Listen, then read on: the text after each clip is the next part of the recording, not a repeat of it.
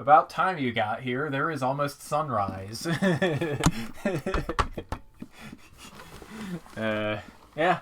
We are starting a new Let's Play here, and since this is the 50th Let's Play I have done since I joined YouTube, I figured I would replay my very first Let's Play, which is Ballad of a Bloodline. It's a Zelda Classic Quest by Cast Chaos. This is the DX edition, with some modifications by Twilight Knight. Probably also by Cast Chaos, but who's counting? And Demi is playing the NES style version of Ballad of the Bloodline, so I don't know how many viewers I'm gonna get, but I'm gonna post stuff in the chat anyway.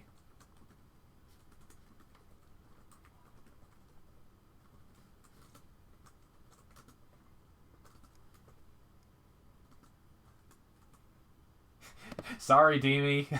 I gotta stream stuff too. Alright. That being said, let's close my Disgaea 5 notes. Don't need them.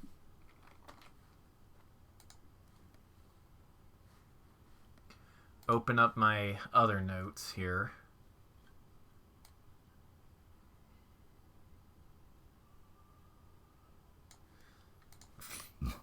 Also move the chat out to where I can see it. Here we go. Alright, opening up Zelda Classic. Zelda Classic, by the way, for those of you who don't know,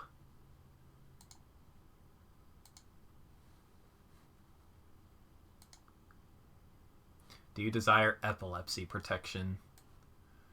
I don't think we're going to need too much of that in this particular quest. Just a hunch.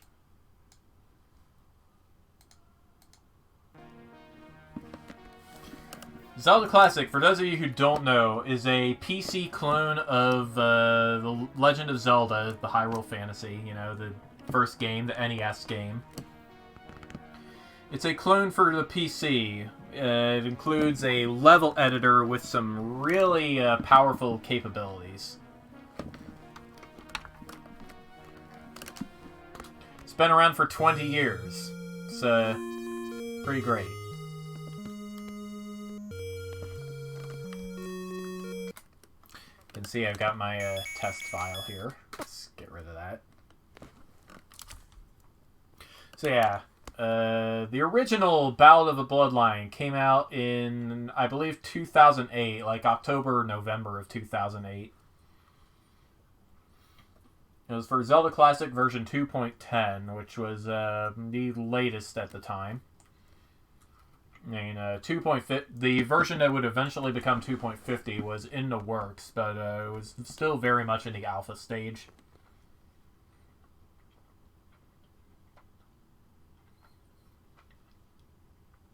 The important thing to know about 2.10 was it did not allow you to script things. Didn't allow you to make custom enemies or custom items. So if you wanted to make your quest really stand out, you had to do some interesting stuff with it.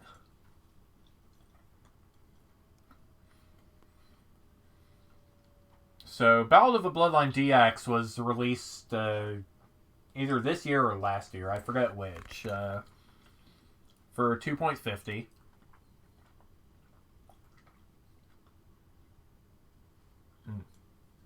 Tasty brownie.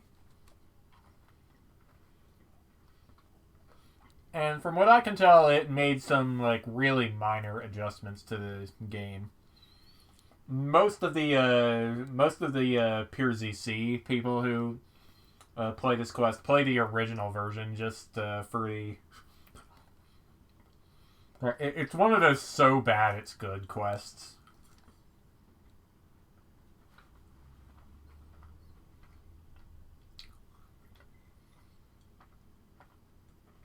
And the updated re-release kind of isn't, or so I hear. But I am going to be playing this one because Yeah, Demi is already doing her own Let's Play over on I don't know. They're already doing their own Let's Play over on Something Awful. So, this is the version I'm playing.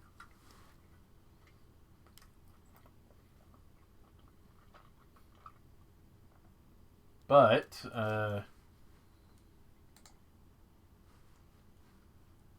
I'm guessing Fox is either cooking or doing something else. And he's not at his computer, basically. So we're going to wait for him, because I want him to experience the glory of this quest. From start to finish.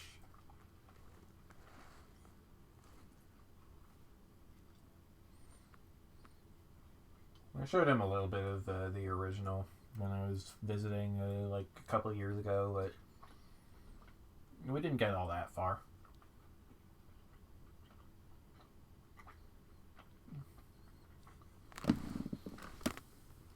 The real question is, who else is here?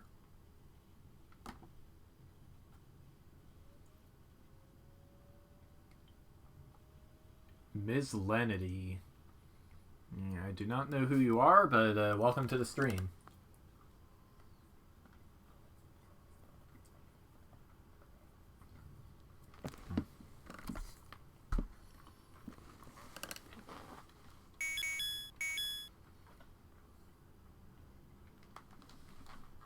Maybe? There we go. Hey, there you are. Yep, I had to start dinner. Yep, that's what I thought. Okay. Just simmering some spaghetti sauce. Just drop some frozen meatballs in spaghetti sauce. It's a cheap way to go about it. Okay, well, I am going to lean in real close so I can read the text on this thing. Going to my quest directory. And Ballad of a Bloodline Deluxe. By Cast Chaos and Twilight Knight.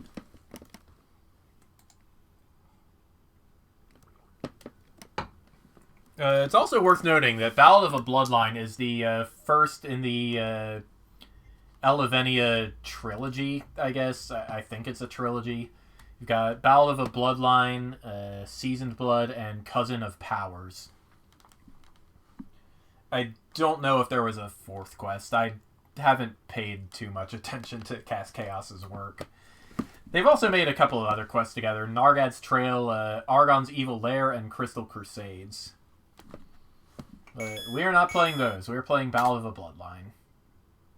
Woohoo. Very long ago, Hyrule was in a state of peace and prosperity. People had nothing to do besides fishing, milking cows, smelling flowers, singing songs, playing with the elements, and loving. Insert your joke about something awful foreign censorship here, I guess. I don't know. Only some parents were sad whose children left Hyrule in search of adventure, treasure, and mystery. Song playing here, by the way, is from the Minish Cap. It's the intro sequence theme. The peace was shattered by a horrible war that broke out between Hyrule and another land. Almost every Hyrulean died during that time. Hope was fading fast for the land of Hyrule. Everyone began to succumb to fear, poverty, idiocy, and cowardice. When everybody gave up hope, a hero appeared with a legendary sword. He drove back the darkness from whence it came. Once again, peace reigned throughout Hyrule. However, people feared that the darkness would return again, so the King of Hyrule ordered his people to never leave Hyrule. With this law, the people would be protected from otherworldly beasts. The only easy way out is protected by a seal that could only be broken by the sword. The legendary sword of the hero, the Master Sword. Got a string positioning error here. Animated freeform combos. Good times. Ooh. Of course, there are still those whose adventurous spirit yearned to find the legendary sword and the powers that aided the two sides during the war. Two of them are the young Nil and his girlfriend Myra. Link spelled backwards. This is never going to be important. This is their story. This is their ballad. Bird! A Link to the Past intro here. Music, spinning Triforce, and everything. Oh, 2018, huh? Okay. Nil, wake up! Nil, how will such a lazy boy escape from Hyrule? Nil, wake up! Good morning, Nil. At last you got up. It's almost sunrise. Good morning, my sweetie. I wish I could say that I was dreaming about you, but I had bad dreams again. How did you sleep? I had nightmares too, my dear. I'm sure that boredom does this. We need to find some clue on how to leave Hyrule. Come on, I know that you are planning it for years. Look, I am 18 and you are 16. Guess? We can marry now? Yes, but I thought about adventure. Come on, you want it too. I know. Nil? Alright, I was really planning it, but it's too dangerous for you, my sweetie. Our road sadly... Hey, don't cry. Okay, I'll watch out for you. Not like we had any weapons yet. That's why I want to give you a present. I found it west from here, near Lost Woods at Kokiri Forest. Use it for good. You've been given the... Deku Shield! I heard a meow. Is there a meow? It will protect you from rocks and arrows, but don't set it on fire. Thank you. This is really beautiful and has some safe feeling to it. I'm glad you like it. There's even more. I asked my father to smith a sword for you. It won't be just a stick, though. We'll use it in the upcoming dungeons, so let's head to my house north from here. The legendary blade is held in the sanctuary, but we can't get it now. It's locked up and nobody can touch it anyway. I found a good book in the library, but it's in the closed section. We need to find a way there and do some exploring, too. Well said, my love. I hope it'll be a happy adventure. Well, nothing could possibly happen if we just stick around in Nil's house, so let's go outside. You got up this early? I hope you don't plan any treasure hunt. Just a warning, us Darknuts have clear orders against suspicious persons. Not like we had evil habits, though. Yeah, just cutting to a screen with no subscreen. It's probably done in order to hide the fact that we're being warped to a screen that has text on it. We could just do what we could just do what NPCs like this do, though. Just stand in front of them, press A. Hi, I'm a big book fan. I'm waiting for the library to be open. Do you love books too? My favorite is the Book of Eudora. Hey, that book is in the closed section. How'd you get in? Forget what I said. You'll get a discount in my shop if you do. Come at the right time, okay? Oh, okay then. We go up here, we can get some rupees out of this chest. Oh yeah, that reminds me, I need to keep my notes on screen at all times. There are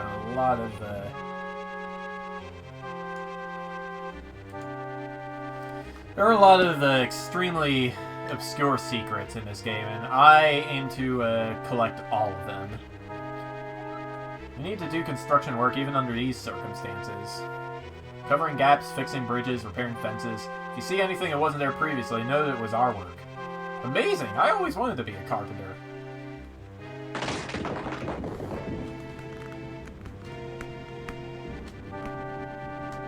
Kind of a, slightly ham-fisted dialogue, but...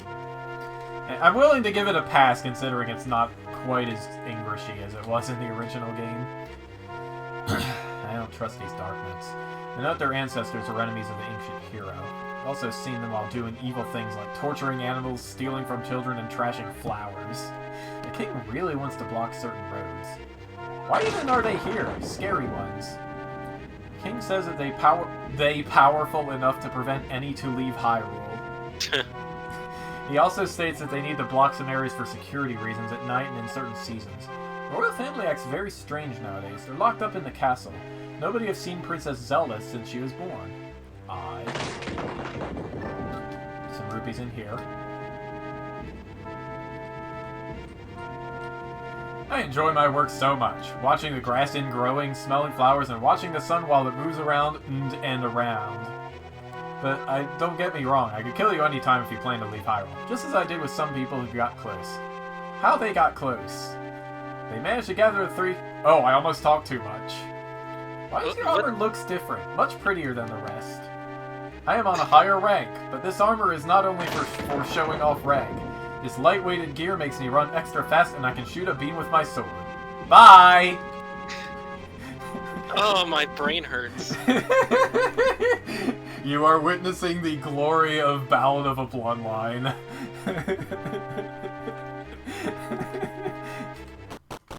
Amazon recommended product. Nutella. Excuse me? What? Okay. Amazon Prime advertisement that just popped up. Okay. Nutella. That reminds me, Cast Chaos did a joke post about the Hungarian Nutella. Like, his mom filled it with spices of some... His mom filled a Nutella jar with some spices of some kind, so he just posted a joke picture about what Nutella is like in Hungary.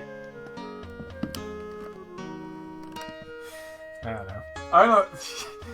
I don't know how I'm able to remember something from like 12 years ago, but yeah.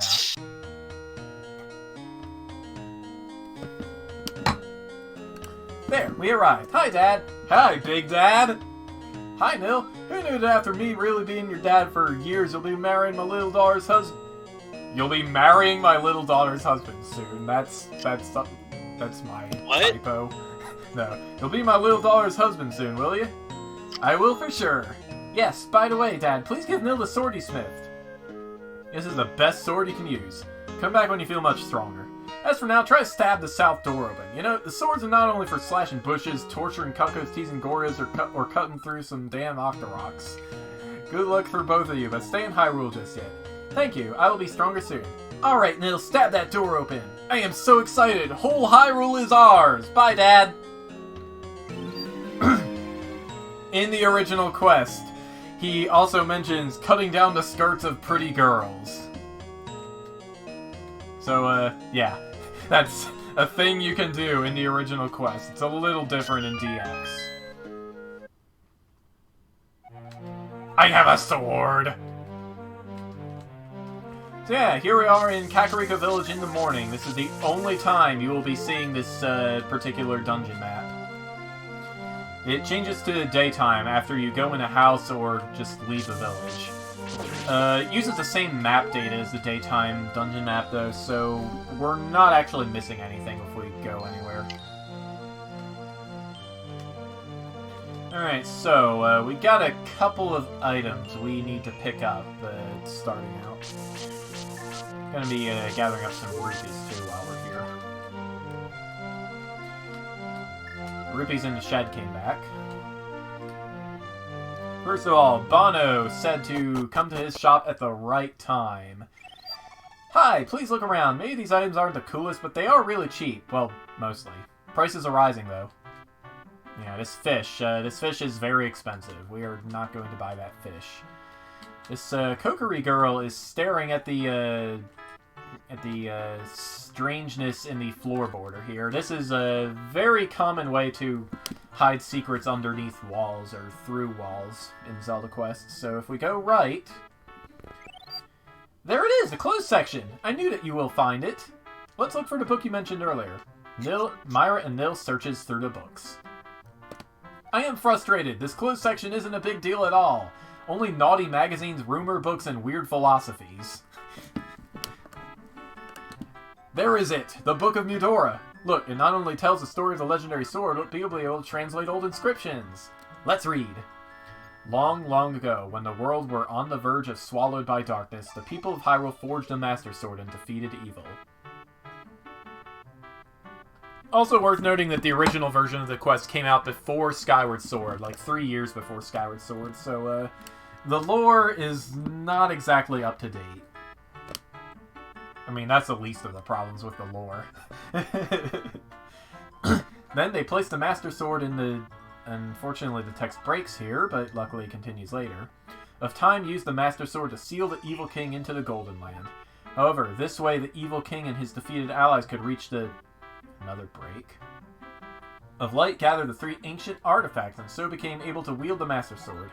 He traveled through the worlds and defeated the King of Thieves. The Dark World now supposed to vanish. The hero wished for many things, but he forgot.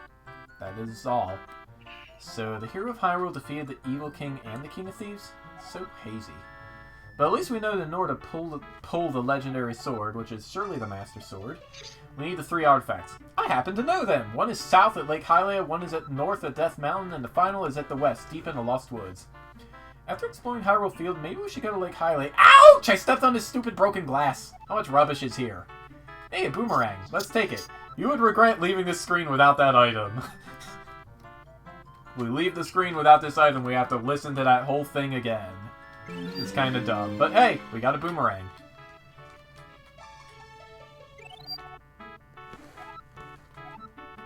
And skip text by holding B. It's nice. By the way, on my keyboard, A is mapped to Alt, B is mapped to Control. That's just the default for Zelda Classic. It's what I have stuck with for a very long time. Alright, I am going to, oh, I got some gossip here. Have you heard that Bono guy? Something is fishy in his shop.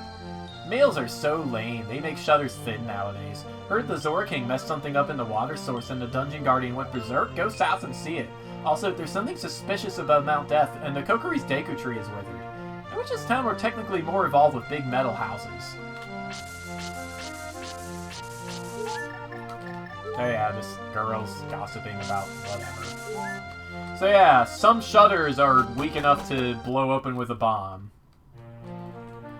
Going home real quick to open up our treasure chest, and you got the Mystic Pearl. This is a family heirloom of Myra. She gave it to you as a present long ago. It brings great luck. Later it'll be harder to get items than simply picking them up from your own treasure chest. That is a reskinned level 1 amulet. It allows us to see enemies that would otherwise be invisible. This is permanently missable, in case you guys were wondering.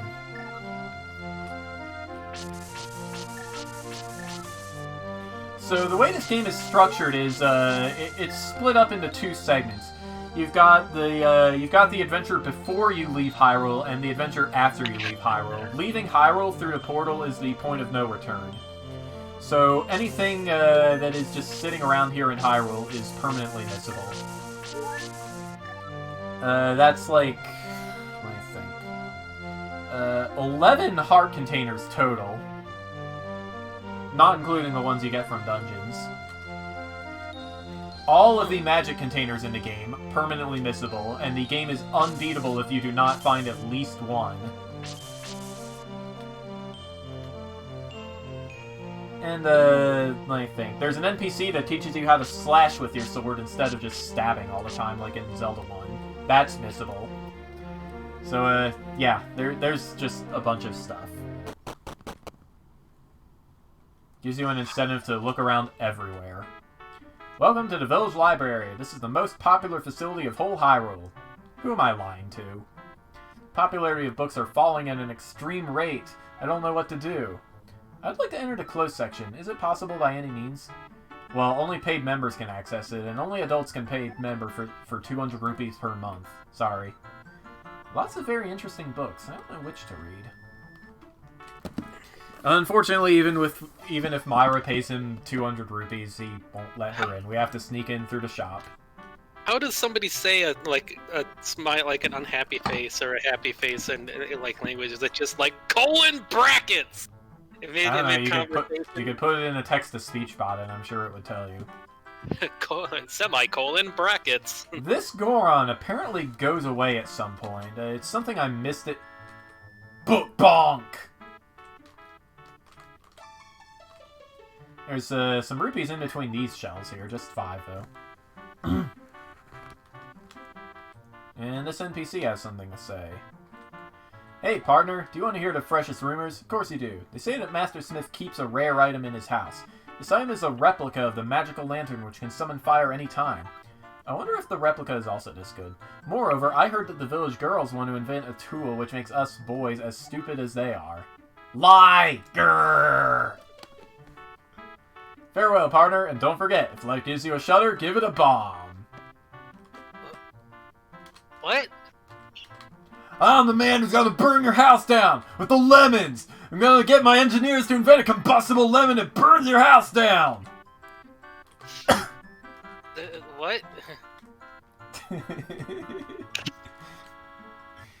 Oh. Can't be shouting all the time or I'm gonna blow my throat out with the lemons. There goes advertisements getting creepy again. Oh, Okay. that's actually this one is from GameStop. And it's for Trails of Cold Steel 3 for PS4 for only $20 tomorrow. Oh, wow. New! It's an early Black Friday deal. I think I might go over there and get that then. It's that $20 sounds bucks. very much worth your money, yeah. Yes, so I'll go do that then tomorrow. Alrighty. Yeah, I already have it on PC, which means I am stuck waiting for the PC release of 4 before I cannot. playing both. They did not release an edition like the first two I got in that little booklet thing. They only have a collector's edition that's like $300 on eBay right now. So. Alright, let's see. Right. Okay, so we are going to go to Myra's house next. I had to look at my notes here. Lucky just jumped on the desk with a sock. Lucky kitty. He has a sock that he grabbed from somewhere.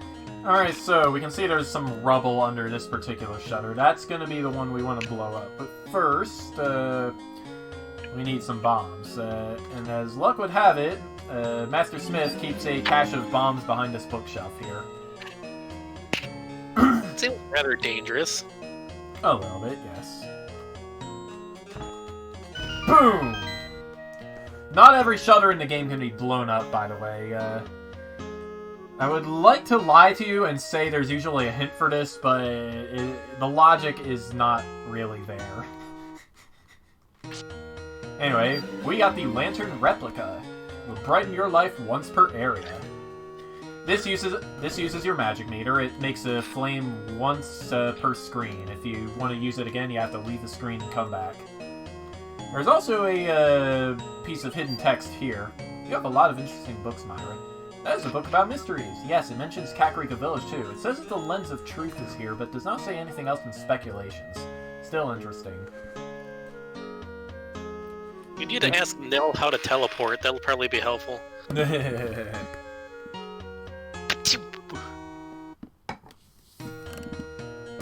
Unfortunately, this game does not use a follower NPC script, so Myra's just going to be on certain screens ahead of you. Alright, so... let's see here. Alright, so, with this, it's time to go around and do stuff. We can burn this bush here. Do you eat this guy? Oh hi! The you found the me! Me does nothing want the you to tell the others about the hiding place of the hermit. The me bribes the you with this item. Collect 4 to make the you's life strong. So yeah, our first heart piece. I think there are 36 total in Hyrule.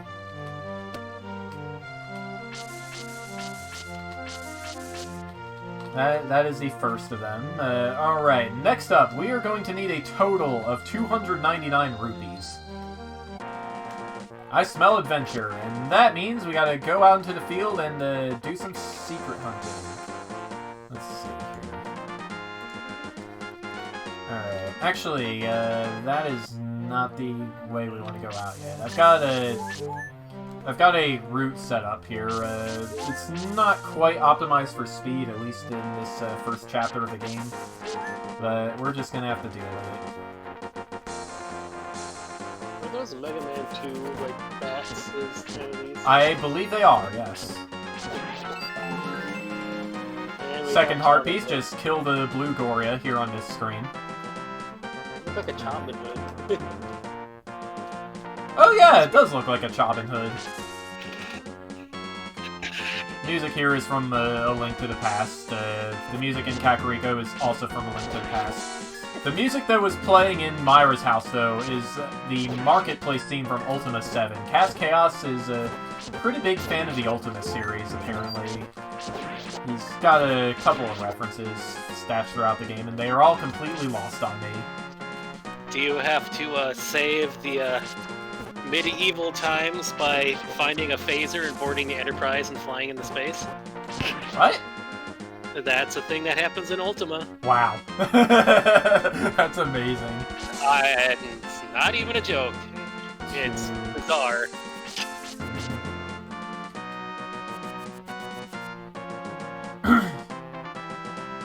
Alright, we actually want to go up on the ledge and this way. Can make a shortcut if we do this. I mean, quote-unquote shortcut. That enemy with the boomerang is putting way too much effort into moving. It's like, Yeah. It's like I'm scooting. Alright, if we blow up this rock, we can make a ladder. That's all there really is to do here. Okay, next up. Let's see. Alright. Yeah. These guys here, they're a thing. I think there is a secret on this screen, but I'm not going to pick it up just yet. I don't want to get too lost in my own notes, so I'm just following them in order. Even if they are less efficient than they could be. These bugs, by the way, are not a secret. They look like they could be a secret if you shot them with an arrow, but they are not a secret. So they're basically just carpenter bees. They hover around, annoy the crap out of you, and scare people, but they have no purpose whatsoever. Yeah, pretty much. No sting or anything. Although they do like the crash in the glasses. Teeth. Okay, here's a very flute guy-like area. It's pretty similar to where the flute guy is in the Link to the Past. Well, maybe it is flute guy. Maybe it's Art piece 3. Oh, yeah, maybe the stump is flute guy. Yeah. I mean, this is like further on, so maybe. Yes, this is ostensibly a sequel to A Link to the Past, so yeah. And then they took his wood and turned him into a flute. Alright. Or a lute. And he's like, I want to be a flute, but they made me a lute.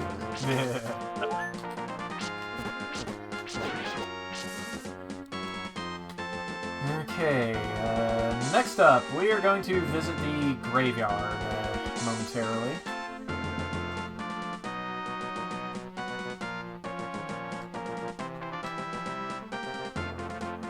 By the way, if you cut this bush and kill the green pea hat, that's actually just a secret combo. You can go down that area, kill some snakes for 200 rupees. I'm not going to do that, though. I'm going to save that 200 rupees for later. This game requires a lot of rupees from the player.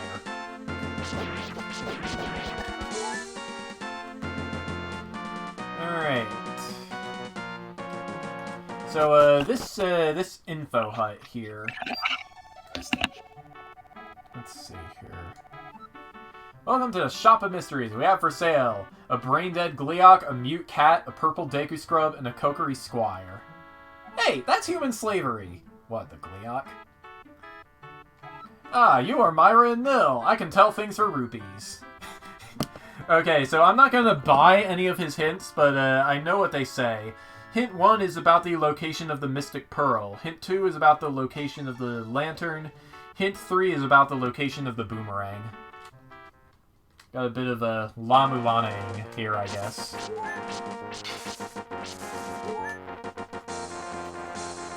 Anyway, if we burn this red bush, we can get into the graveyard. And I'm breaking sequence here a little bit, at least with respect to my notes, but, you know, we're just gonna have to be fine with that. I've got something here. I didn't do it! She made me do it! She was so delicious! Calm down, we don't even know what you're talking about. You don't know anything. Stop questing or you will suffer. The truth is confusing here. The spirits are savage. If the night comes before you leave, you will die. Die! He always watches. I have a very bad feeling about this whole place. Not coming out the stairs. Ghosts! Got spooky ghosts. This is a very well decorated grave. Here lies Master Smith. Grave was made by his loving son. What? Huh? But my father is still living. I don't have any brother. What is it? Very odd. This gravestone here is sparkling. We are going to want to remember that.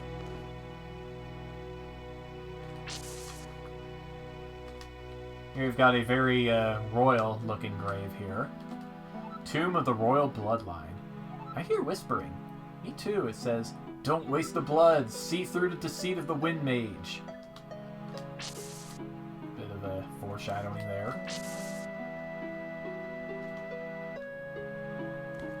There's an NPC here. I will be a kill you when the no sun time comes. I need water.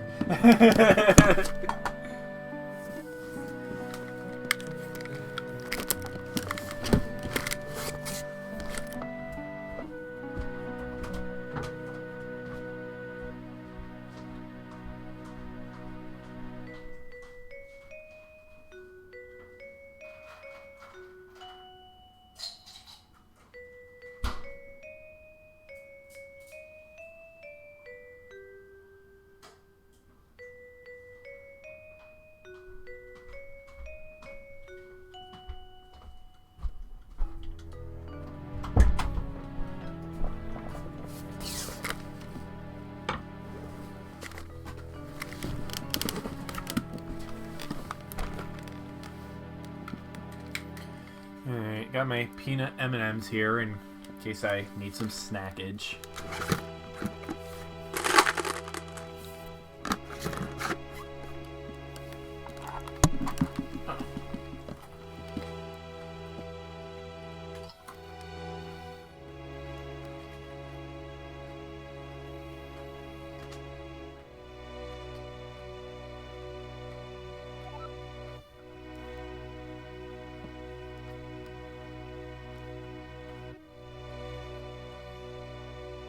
Off limits, kiddos, off limits. Go back nursing your dead. The northeast part is in very bad shape.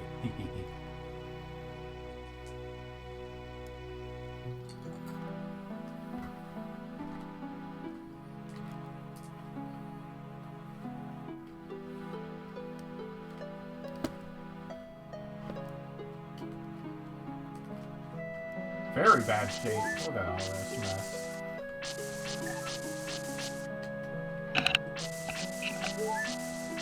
All I need now is for pasta water to boil to make some pasta. What a horrible night to have a curse.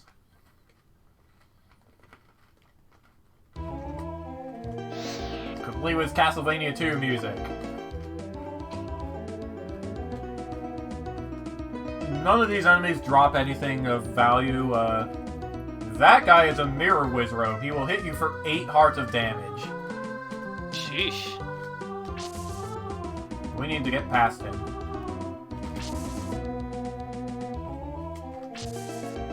Is he out of my way? Oh, jeez!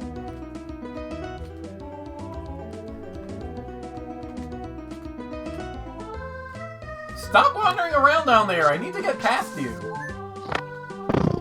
Purr. There we go. That's better.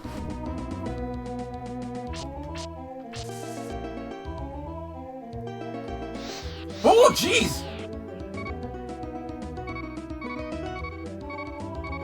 Okay, I got the super bomb. Now this can blow up the biggest objects.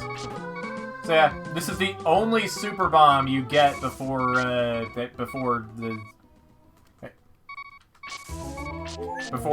Mountain. Is what I'm trying to say here. And as luck would have it, oh dang it! As luck would have it, there's exactly one place in Hyrule Field that needs a super bomb. So yeah, now that it's nighttime, we are going to head on back to the grave that was being all sparkly. Push it! The Zelda tradition, desecrating graves. Mortal, you aren't strong enough to see my master. I curse you. I make your magic worth half the normal amount. There, I hope you like it. You know, they just a joke pulled straight from A Link to the Past. Half magic, by the way, is also permanently missable. Whoops. I died again. This graveyard is very deadly when you only have 3 hearts. Well, at least it's less effort for people if you die in the graveyard. I guess. Now I gotta slip past that mirror wizard. Actually, no. There is a bomb cache here that I just want to, pick up. I think it's behind the... No, it can't be behind it. No, I was mixing up my note reading. It's here in the center south somewhere. These ghosts, they're probably just damage combos. But yeah, there's some bombs. Alright, let's get out of here and check out...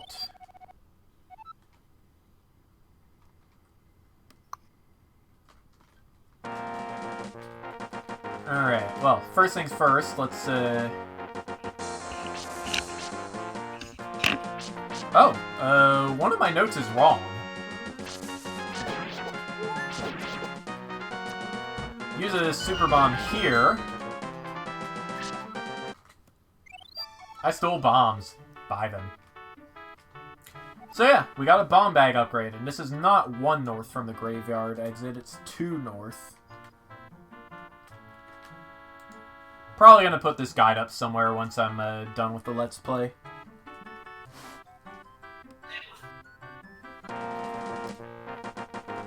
Alright, let's see, where was I?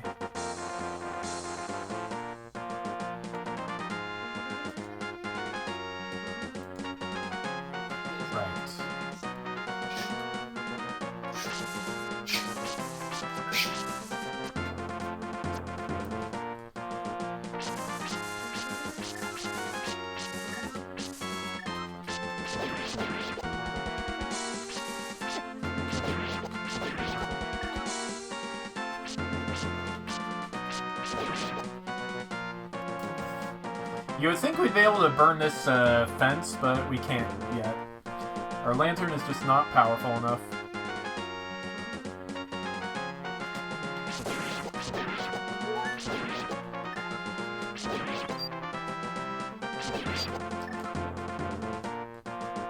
By the way, you can use the L and R buttons mapped to Z and X by default to cycle through your B button weapons. This applies in just about any Zelda quest, so it's good to remember.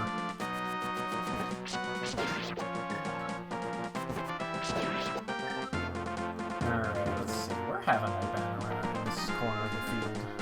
If we kill all the snakes here, we can get some meat. That just heals you for 3 hearts. And it only appears once, so, stuff.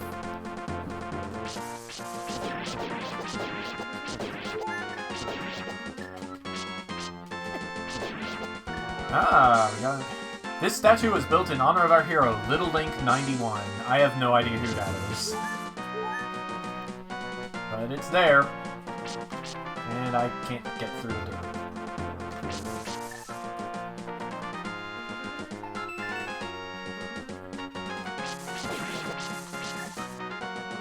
Alright, let's go this way. If these guards catch you, they'll send you back to Kakariko. Gotta wait for them to look away. So, all kinds of fun you can have with combo cycling. If you kill all of these guys, a 200 rupees will spawn in that little crevice over to the right. But if you leave the screen to go get it, the thieves come back and the rupees disappear. This prevents you from getting those rupees until you have arrows.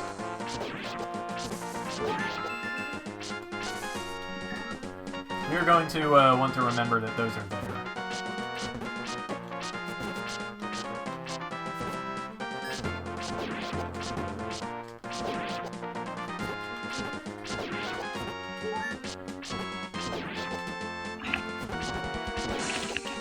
I have decided on more effort. More effort, huh? Yeah, I was trying to decide what type of pasta to make.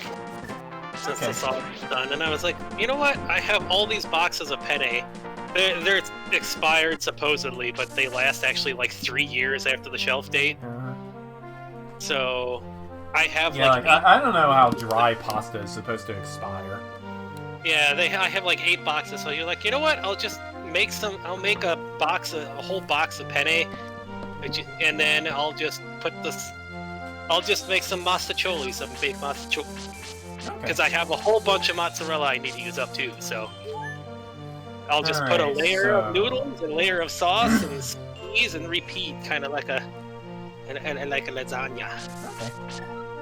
That reminds me, whenever you do manage to visit again, I gotta make that eggplant parmesan I made before. I don't know when I'm gonna be able to visit. The timeline for this project I'm doing for work is kind of just entirely up in the air, so I can't really schedule anything. Virus.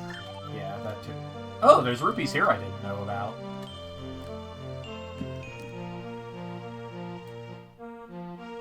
The Dawn virus. And hey, at least I learned, like, I don't feel bad about feeling bad earlier in the week and missing work 2 days, because apparently work has crashed every day this week, so I wouldn't have been able to work anyways. So I missed nothing. On the screen of the thief shop. Didn't even see. 5 rupees behind a tree. There we go. Alright, so, yeah. I had to clean something real quick anyways earlier, so... You didn't expect a shop here, do you? I stole lots of good stuff, but buying them will make them legal. I was a lawyer once, so I know. Okay. The first is a magical tile, which lets you pass gaps. The second is a magical bottle. You can't buy potions without. The third is a fresh fish. You can bribe people with it. Better than the meat. That fresh fish doesn't last long enough to bribe somebody with it if you walk around with it. Eh. I mean, you know. So yeah, the fish is the replacement for Zelda 1's bait item. It is almost exclusively used in Zelda quests to bribe NPCs to let you pass. You'll have to excuse me if I start, like, coughing or making, like, bleh noises, because Floof decided to hawk up a hairball on the hot burner area, so... Okay. She's like, nah, because, yeah, that's cat for you. Not only does it have to be hairball, it has to be in the worst possible place. Yeah, I had a cat almost throw up on my GameCube once. Oh, jeez. Alright, so, yeah, we got the magical bottle, which lets us hold potions.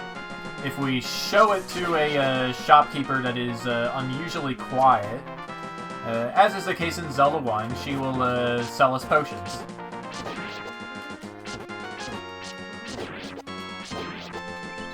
Our bottle can hold 2 potions, each of which fully restores your health and magic.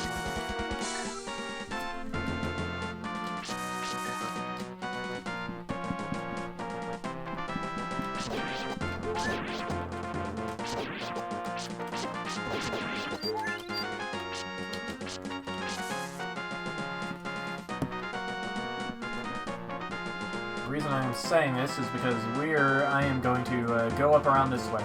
Nothing to the right, by the way. I'm going to go up and around, and this is where the witch shop is.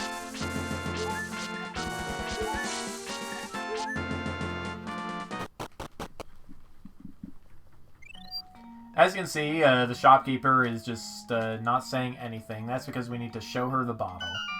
Come, buy some potions. It's hard to survive the darkest dungeons without my special blue potions. This place is odd. Please don't buy these suspicious things. There's also a magic refill if you just need a magic refill. Considering how Lens of Truth heavy this quest is, this is very much appreciated.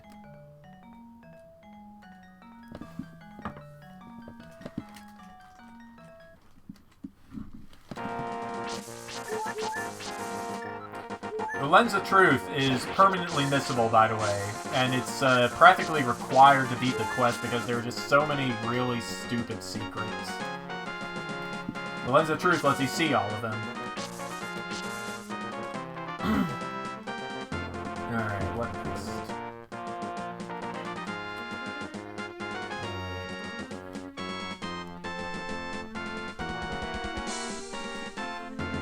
We are going to go this way.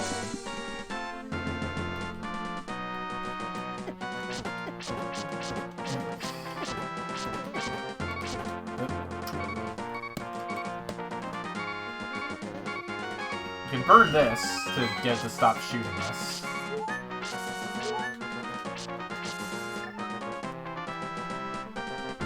Alright, on this screen, we can burn this plain-looking tree to open a way inside.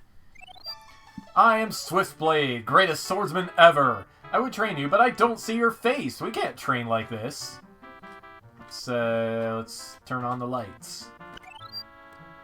Now, do you want me to train you? You can learn to slash. Yes, train me please. Great. Now, first, face north. Second, stab to the east while still facing north. Third, move your sword to the north. There, you mastered the slash attack. There's no more I can teach you. Very, very silly shout out to the Minish Cap. In the original quest, Swiftblade also made a reference to Hero Dream saying, hey, you didn't even need to rescue my dog or anything.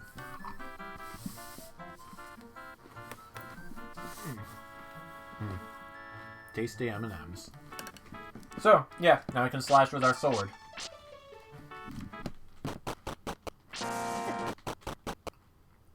Okay.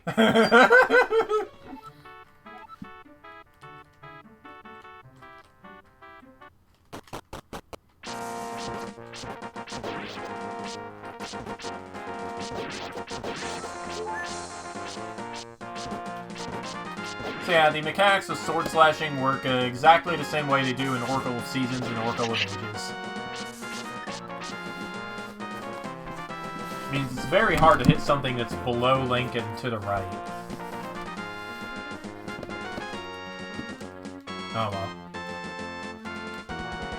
Alright, now we've got that. Yes, bombs behind this tree. Of course, now that we can carry 12 bombs, we're not going to need to be quite so stingy with our bomb usage. We are also not going to need to keep track of every single bomb cache in the game. Here's the Sanctuary. Your fears and lies melt away. Greetings, my children. Come near. I tell you the story of the legendary sword. We already know it. I would like to hear it. Alright, sweetie. Long, long ago, when people searched adventure, they angered a great evil at another land. War broke out and many have fallen. But then the hero came, forged the legendary sword, and defeated evil. It wasn't quite like this way. Psst. And so the the legendary sword is here? Yes, my children, indeed. You can see it, but mustn't touch it. After all, this is the only item that lets you break the Death Mountain seal and take the leap to other lands, which is forbidden. Is there a way we could touch it? Is there a secret entrance? There isn't any secret entrance. Oh, it's so terrifying to lie.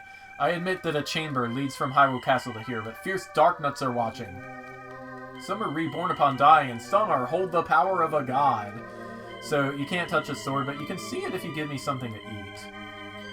There is no point in giving him something to eat. You don't get any hidden scenes or anything, so we're just gonna let him be.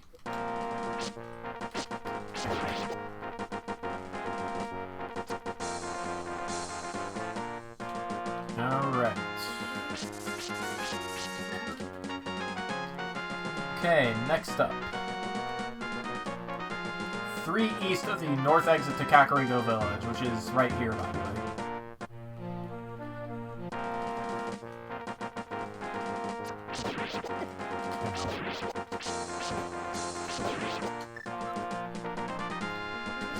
This way. Oh! That bush apparently has some very sharp thorns around it.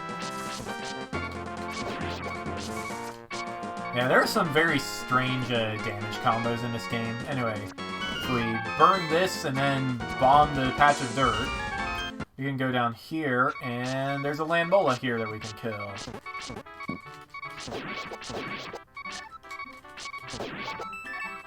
It's our first magic container.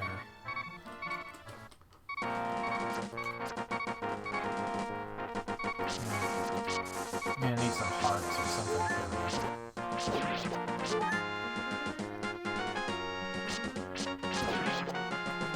Alright, here we go. Off to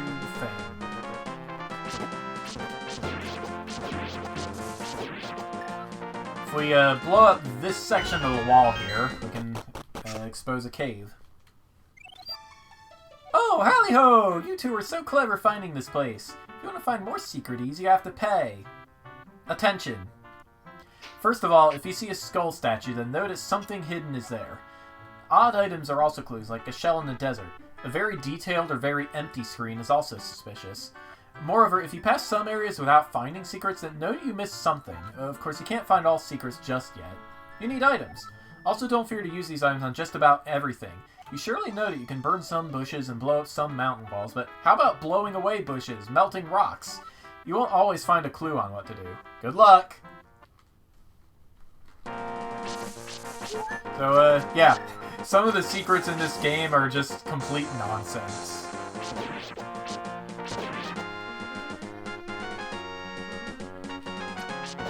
For example, if we blow up this cave wall, we can go inside and...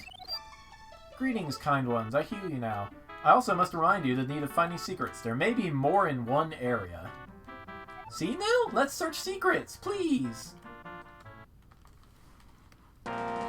So yeah, after blowing up that hole in the wall, if you throw the boomerang at this part of the cliff, you make a ladder. Art piece 4!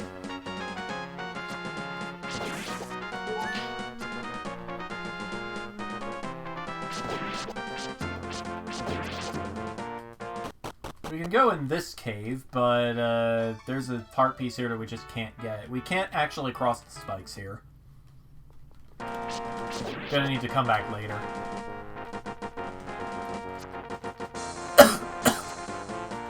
Then bomb this Octorok.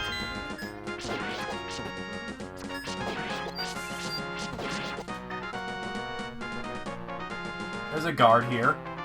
He will look away eventually. And this merchant has a fish in this jar that we can take. That's going to be important later on. We can scare this chicken away with a little bit of fire. This lets us warp to the southwest part of Death Mountain. Or Hyrule Field, rather. But it costs 15 rupees each time. We need to pay a toll for a simple trespassing.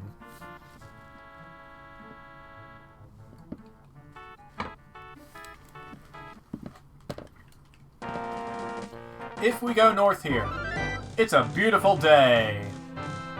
Ocarina of Time music. We can't get everything in that area though, so I'm gonna save it for after the first dungeon.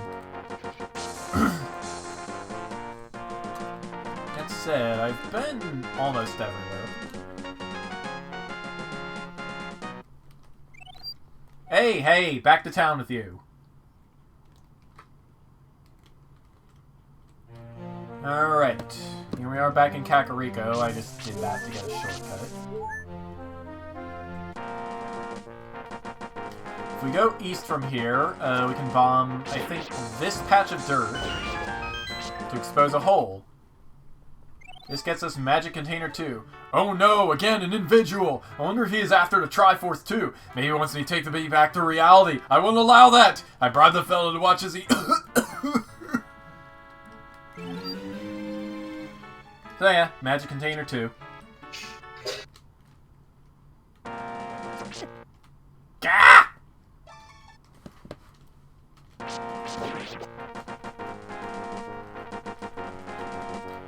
Alright, yeah, I did warn you guys this would be a little disorganized. There's a bunch of secrets to here that I found all out of order.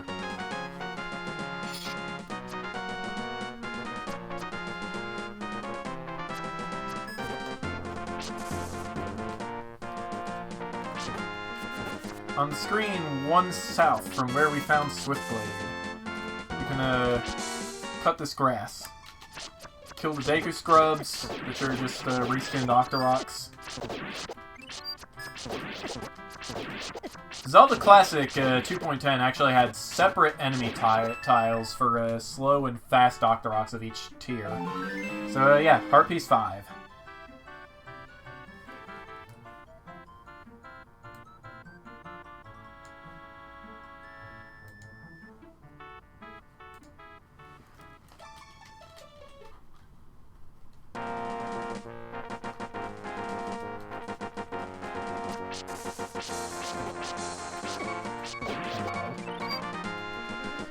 Not doing very well at this whole survival thing. Alright, there are 50 rupees behind this tree. Very much appreciated, considering we still need to buy that magical tile.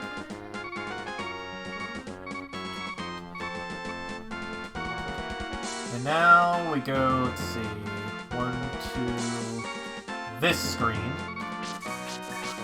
There's a P-hat here, but if we burn the... Yeah. If we burn the orange tree here, we can go inside and get Heart Piece 6.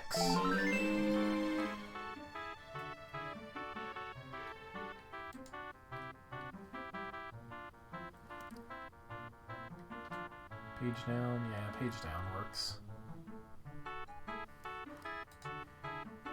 Alright. Now we've done that, we're going to farm up those last, like, 20 rupees. Shouldn't take too long, really. I can only hold a maximum of 255 rupees, so, getting the 200 rupees from that one secret in the southeast is just out of the question right now.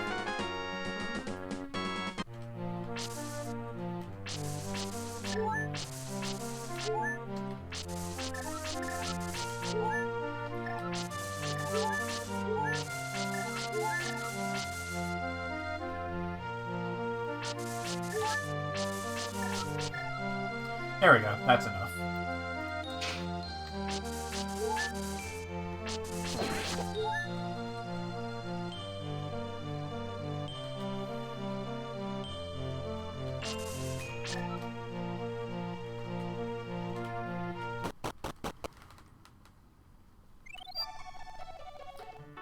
Yeah, yada yada, I've already heard your thing. We got the magical tile. This is a reskin step ladder. So now we can cross gaps that are 1 tile wide.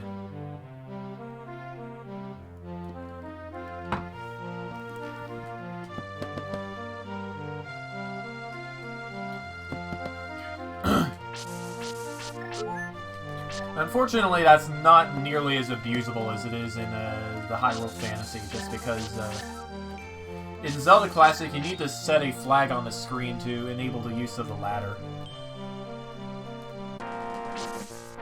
Alright, now we're in West Hyrule Field. Let's go in the windmill. Oh, how I love going around and around, go around. See the truth. Left, up, right, down. Left, up, right, down. Around and around. I think I'll compose a song about it. Around and around, go around. So, yeah, that's a hint.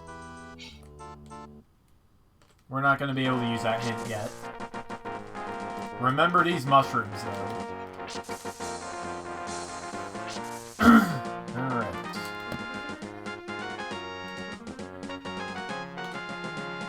Yeah.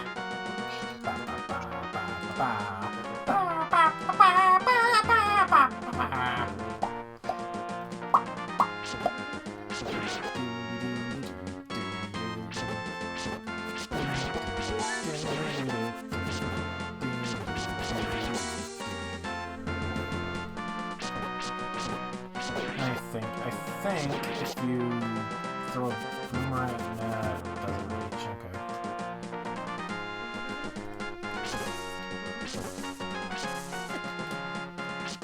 So yeah, just some just, random combo clutter here.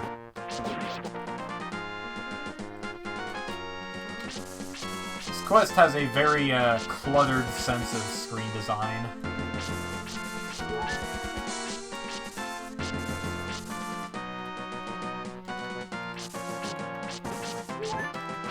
You can either wait for the guard to turn around here or sneak around the bush. Alright, so now we're on a plateau. That Doria does not drop anything of interest.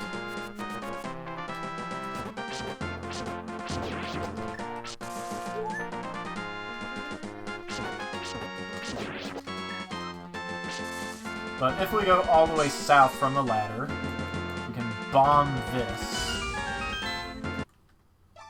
And that lets us get heart piece 7. Let's see. I am going to need 50 rupees now. That's a problem. I think I just picked up some bombs. Or magic. I could have also picked up magic.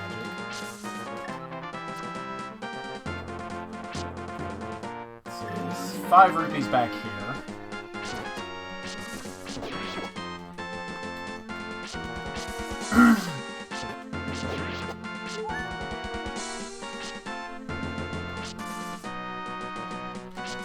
There are not a lot of good spots to grind for rupees or anything.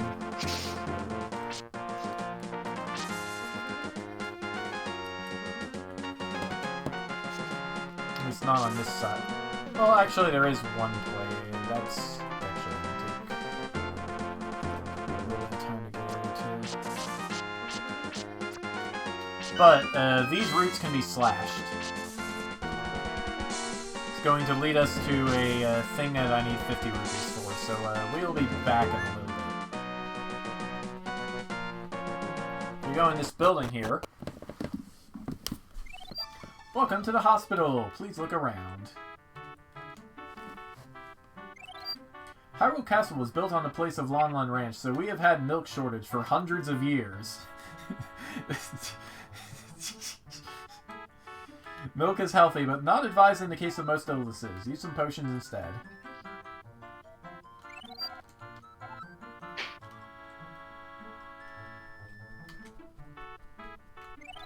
You may think that there are a few sick people because they recover fast, but in fact they die fast. Avoiding is better than curing.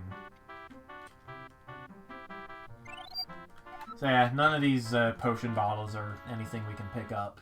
They're just there. If we stand next to one of the beds, though, it'll heal us, so that's something, I guess. Ah, this screen has a lot of Octoroks. Time to do some grinding.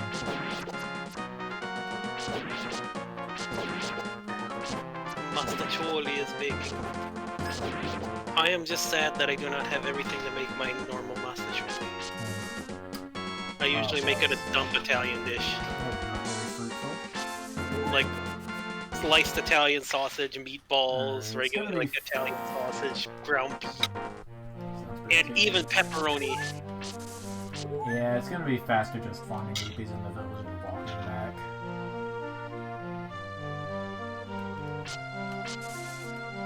And yes, the entire game is this heavy on rupees, especially after we leave Hyrule. It's kind of dumb. I had a ROM hack sort of thing of this quest going on, and I want to fix. That is one of the things I definitely want to fix. Just the crazy amount of rupee grinding. Makoto, please. Mr. Coots, what is you and what is your face? All right, 50 rupees. Get.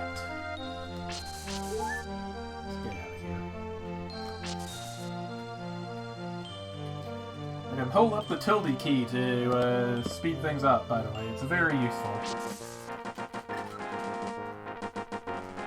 If you're not careful where you use it, you're gonna run face first into an enemy. And that's just no good.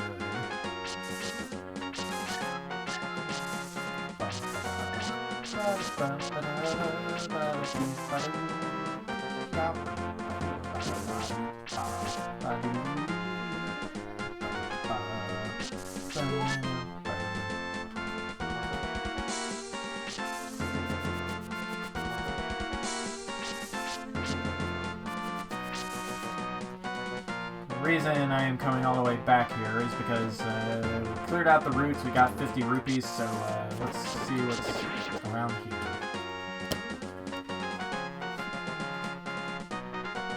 I probably could have routed this a lot better than I actually did.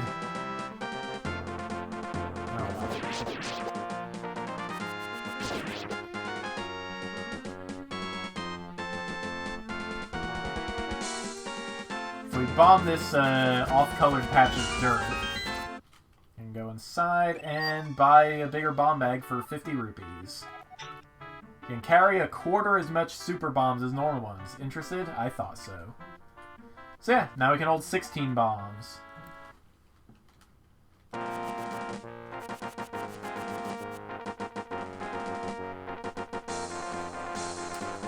Oh yeah, let's see. While we are here on the hospital plateau, I want to see if I can find something.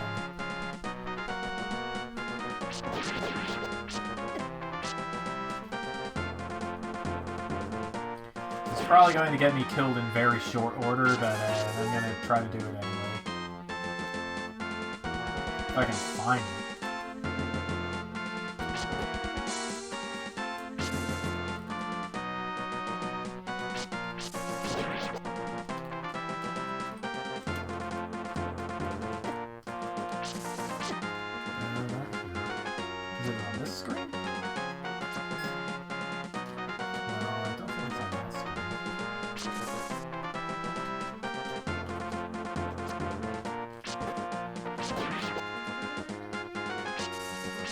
I forget where it is.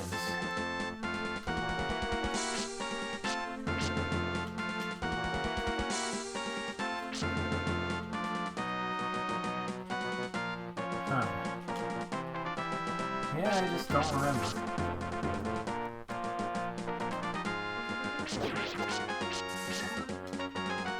I could just look it up in the editor for the original version of the quest, but I mean, the overworld has gotten a bit of stuff done to it, so it might not be accurate.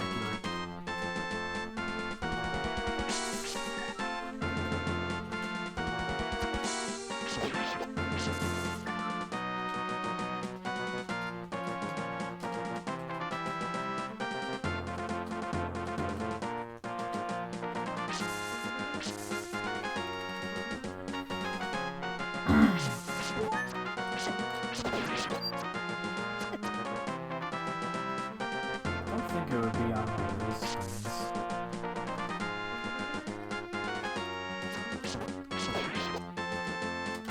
Like, I really want to say it's around here somewhere. Not having much luck triggering it. Oh, it's the butterfly. Okay. So yeah, Darknut Ambush. These guys are level 2 Darknuts. They take 8 hits to kill and do 2 hearts of damage.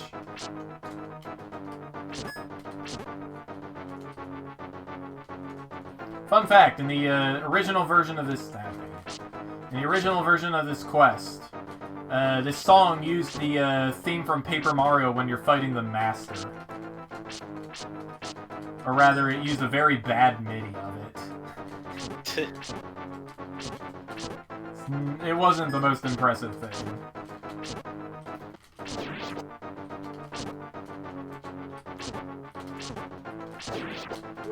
Oh, that's 2 of them dead already. So yeah, all you get from this is meat. Nothing else. Yeah, meat. Yep. Need I remind you, meat is an item that does nothing but heal you for 3 hearts when you pick it up. So yeah, in other words, that ambush was completely pointless. There are 2 later on in the game that are very much worth your time, though. Actually, wait, there's 3 later on in the game. They're very much worth your time. Alright, anyway. Now we are going this way. And cross that bridge with the tile is what I'm trying to say here. Like so. And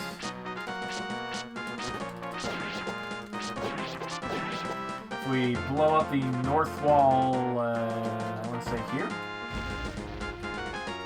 Here. Where the patch of dirt is, obviously. Around and around, around and around, go around.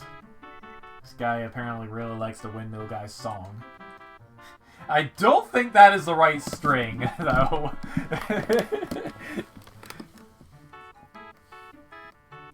The windmill song, huh? I can't really hear it through my end here, but... No, the song that's playing is just the, house song.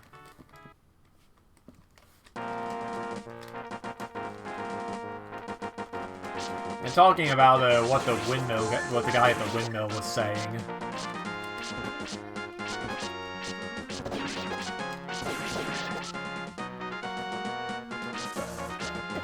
Ow! We can actually walk up here. It's not the most obvious thing, but yeah, we can get onto this cliff here. And if we blow up this wall...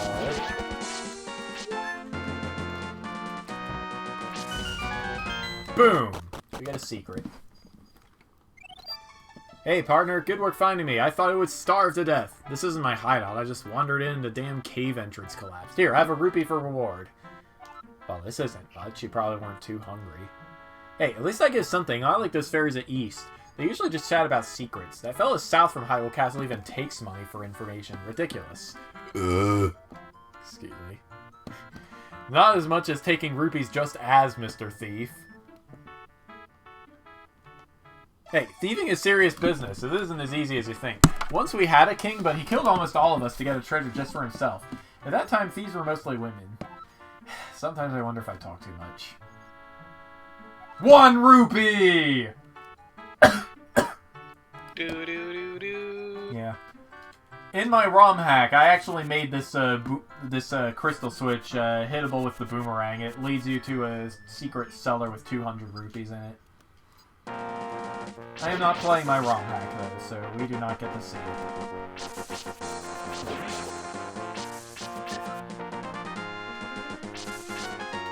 If we hit that skull with a boomerang, it makes a ladder. Just, you know, a slight amount of convenience. Only a slight amount. Any more, and this would not be Ballad of the Bloodline.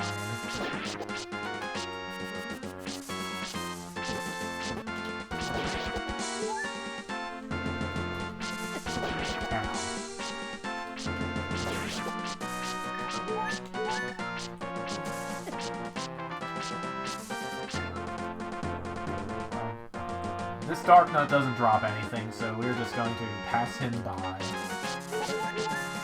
If we had a raft, we could cross this lake, get ourselves, I think, a magic container, but we don't. If we had a hook shot, we could hook shot across there and get a heart piece, but we do not. But I am remembering something extremely significant.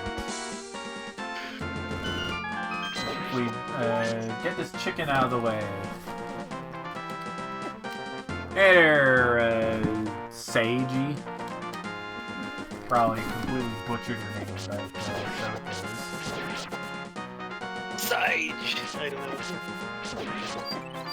Alright, if we go down south here and bomb this rock,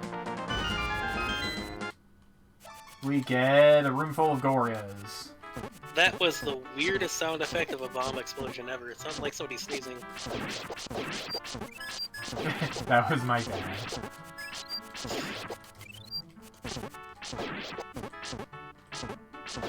What do you get? Another heart piece. This is, number 8? Yes, number 8. So yeah, now we have 5 hearts.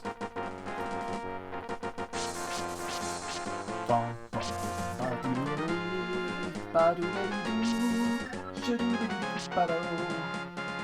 the heck? Oh, yahaha. Yes. We blow this up. Yahaha, you just wasted a bomb. I like fish. You will not let us pass without a fish. I did not make this one. This is by Cast Chaos.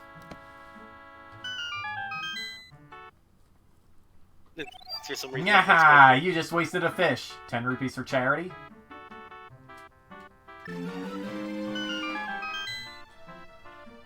It's like you guys, you know, you're taunting the dude who just blew open your house with bombs. I think you can use the bombs. You got the magic ring. It slowly regenerates magic for you. This was not in the original, and it's a very welcome addition.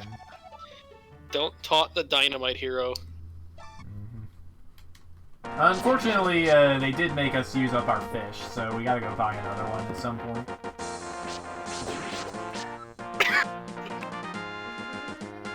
Yeah, this tile set is very intricate. Good day, good day. Welcome to the Shop of Masks. You can buy any of them, but beware, they are magical. Most of them are quite crappy, but I like the Redead, Zora, and Wizra ones. The Redead is very scary. Go with the other. That'll be just 2,249 rupees. Very cheap. We can't afford even one. We need a bigger wallet. And you should go and get one. It'll be easy for you. So yeah, in the original quest, these were 750, I think, 500, and 999. Jeez. They're a bit cheaper, but we still need wallet upgrades to be able to buy them. We're not going to be getting that for quite a while.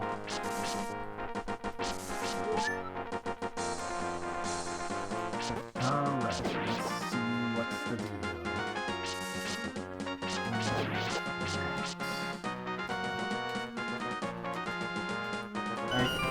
Oh, okay. Well, we can get a fish.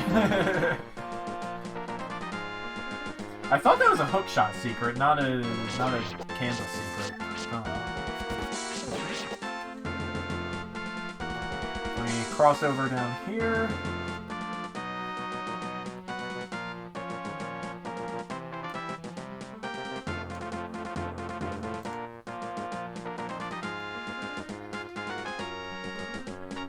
We're now in the wetlands. Ow, ow, ow, ow. Levers! What are you guys doing outside the desert?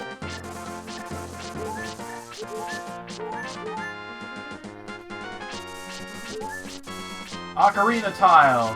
We don't have an ocarina.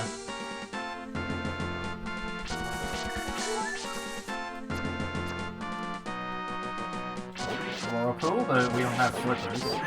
Or a Zora mask.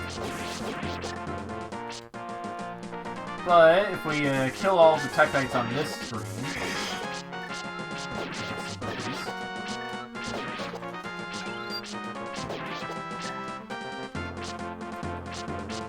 unfortunately, when they decide to jump into your sword range, is entirely a matter of luck. Anyway, yeah, 20 rupees, very nice.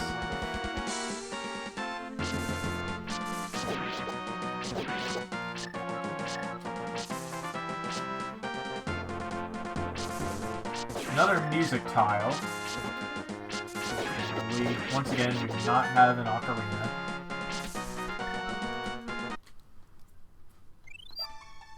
So yeah, here we can we can take a shortcut to the northeast corner of Hyrule Field. For the price of 15 rupees, anyway.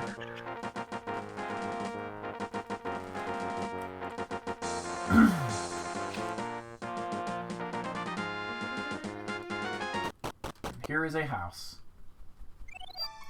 Something is absolutely not right. Recently, very strange things are happening. For example, the heavy rain of Death Mountain made the water to flood this area. My granddaughter went on an adventure but never returned. The thieves are very active nowadays, but those Darknuts are even worse. They stole almost all of my belongings while I was sleeping. Even the precious items of my granddaughter are missing. This touched you so much. Yes, so sad. Yes! So yeah, we can get healed if we walk into the middle there for some reason. 5 rupees here.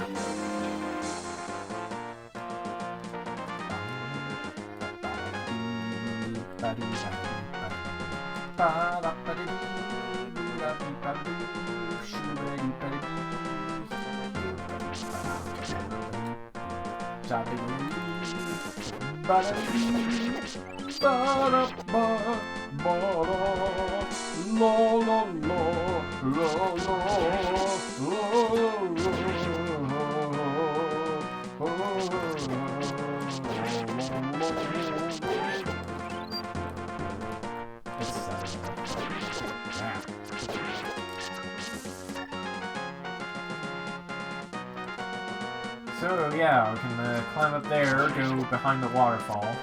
Any good Zelda player would know to check behind the waterfalls and stuff. If we blow up this slightly cracked area, we get Heart Piece 9.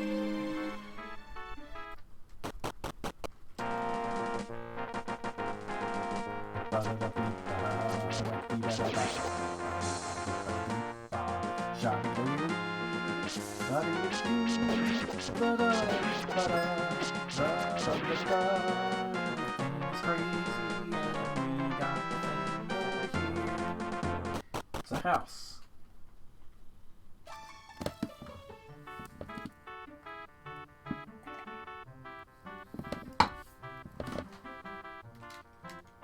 It's a very shiny letter. You're going to want to read that. There's a letter! Let's read! Guard Toro reports to mighty King Vadi.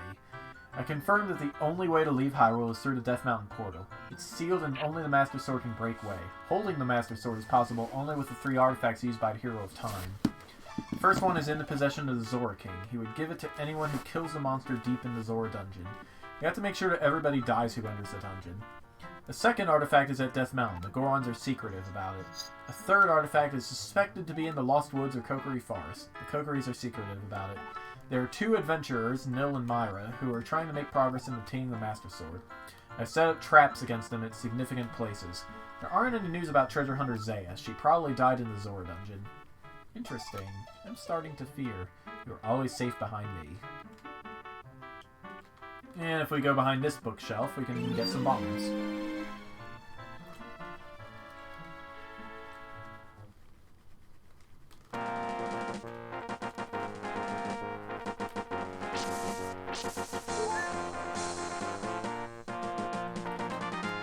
We can't get in this pit right now, but if we were able to, we would encounter a Goron inside that cave that tells us that the Goron King is only letting seasoned adventurers climb Death Mountain. And since we are just starting out, that is not us. So I'm going to save my game just to avoid any tragedies. And we've actually got everything we need right now. So let's head south to Lake Hylia after I biology.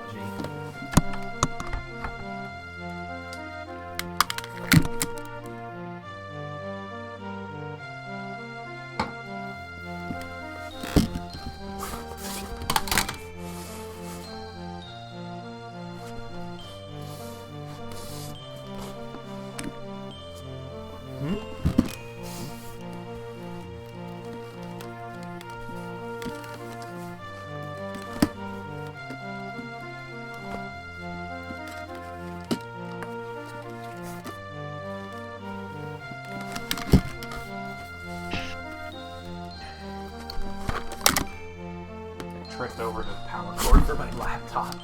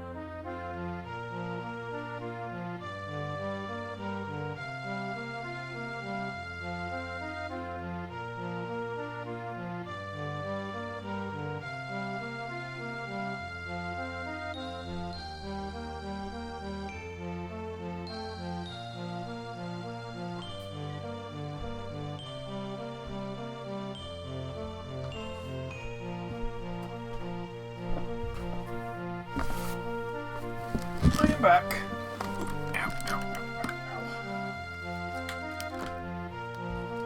This is not a good quest, Sage. This is a so bad it's good quest. So one of the most notorious quests on the Pure ZC database, in fact.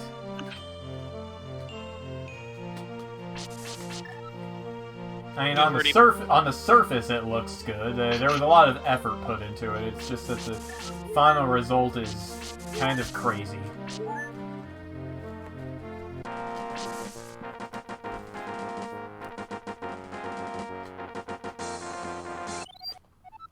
After a long walk, it's time to be serious. Got some good old Wind Waker music here.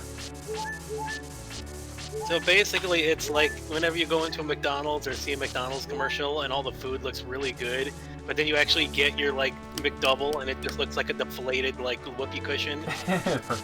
So it looks good on the outside, but in reality, you're still eating McDonald's.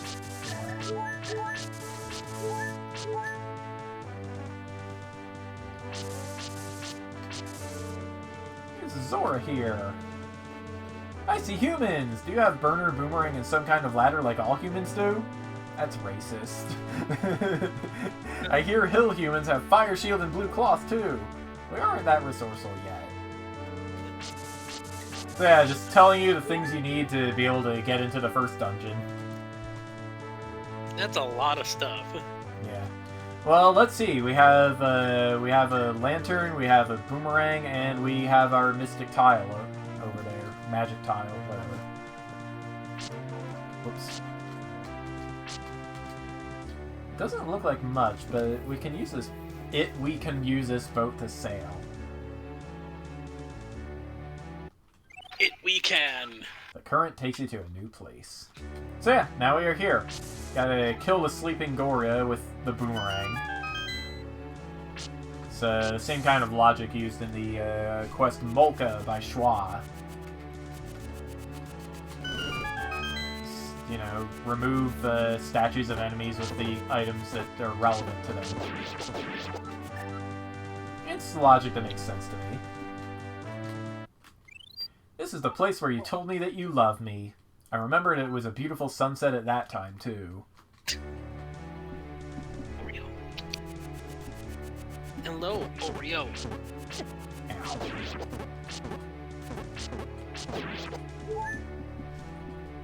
Rupees here. There's a crab eating a dead guy, apparently. Sounds like a crab there. Maybe he just took off his costume. Don't judge the crab. Maybe. So instead of Octodad, it's Crab Dad. Or it's the most unfortunate hermit crab. Maybe. Oh yeah, heart tile. It heals you. I don't know why it's there. But, one screen north of here, somewhere in this corner,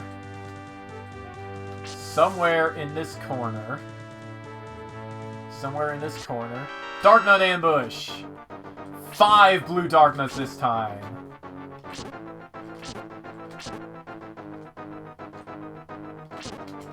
Ow.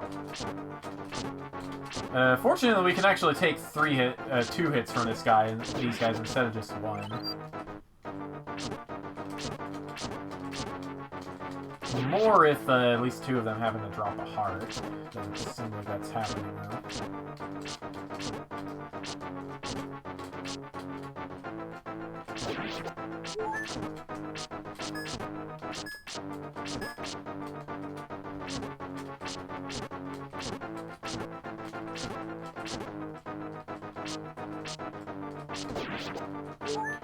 Okay, we're all full of hearts now.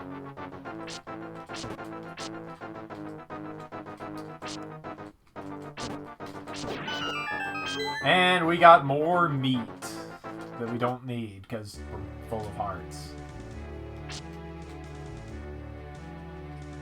This quest is a thing. If we shoot that wriggly sand tentacle over there with an arrow, it'll do stuff, but we don't have any arrows. Instead, let's burn the one bush on this island that's a different color from the others. And Breath of Fire 2 music! Oh no, the Gore has found us. Please don't leave me, I'm not tasty. Where are you? We came with peace. You don't see me? Wow, rock and roll, baby. Came with a piece of what? Is it pumpkin pie? I have some pumpkin pie. Nope. That NPC just has 1 rupee for us, so we don't have to hear him ramble on every time we enter that screen. That rupee was not there in the original quest. I hate humans. They aren't any different from Gorias. Go away. So sad. Oh, be quiet. She won't be. I was just kidding. I love humans and Gorias. Loser. What? Okay then. Yeah, that's a good reaction. I love humans so much. They're so interesting. The only problem is they can't breathe underwater. That is also the reason for why you can't pass here. Did you know we built this place out of a small cave for a hideout? When the Human King closed down some areas, Zora's domain froze for good. We need to escape the Gorias somehow.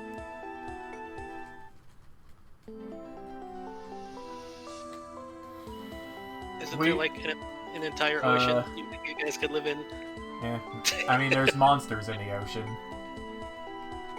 Plus Hyrule is like usually surrounded by mountains. Anyway, if we were to have a Zora mask and go west from here, we would end up in Goron City. It shares a map with this area.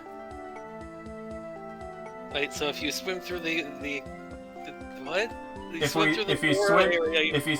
you swim through the water here in the Zora hideout, we end up stuck in a wall in Goron City. Okay. It's just because the map data is crammed into the same map. Which is also the reason for the unusual shape of this area. Chest we can't interact with at all. This is the only Zora shop where humans can buy things. Got bombs, meat, and magic. Not quite the same amount of charm as lamp oil, rope, and bombs, but you know, we will take what we will.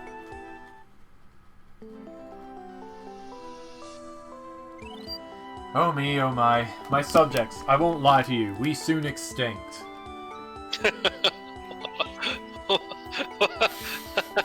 You extinct what? What? No, why do the Zoras need to die? You should know it, little human. Your king did these horrible things with Hyrule. But I don't blame you, you are just a little human. What did our king do? You mean closing down some areas? So you really don't know. Can the human king be such evil? He not only swarms the land with monsters, but he won't even tell his subjects about it. I'd give anything to the brave person who eliminates the monsters from beneath the lake. Anything? I don't want to seem disrespectful, but if I do some monster killing, I get the ancient artifact? Oh, I did say anything, didn't I? And I need to keep my word. Zora always keeps his word. All tough.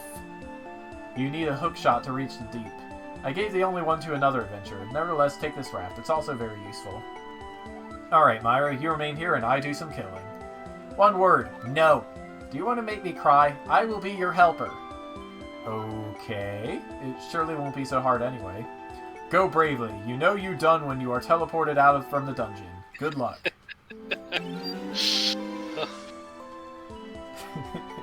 Oh, jeez. Completely unnecessary dead end here.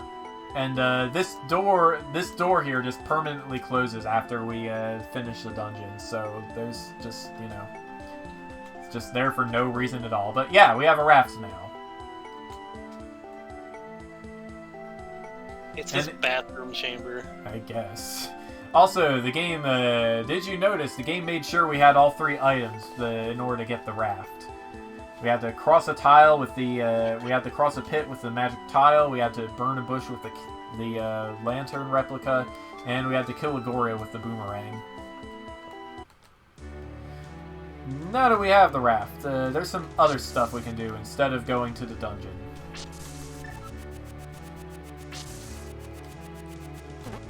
So, we're going to go this way.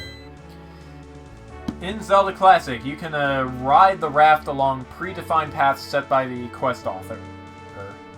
Sometimes they branch. Like so. This one goes here. Back off, you. Our homeland is no place for the ordinary people. We are never going to be able to enter the Gerudo Desert. It's like, you're talking to a kid that has elf ears and is wearing a bunch of green. I don't think that's an ordinary person. So yeah, if we hold left here, we can take a detour and get sent to this little piece of land here. If we blow up the corner, we can enter a cave and get another heart piece. I believe that's 10. I need to scroll down my notes. Yeah.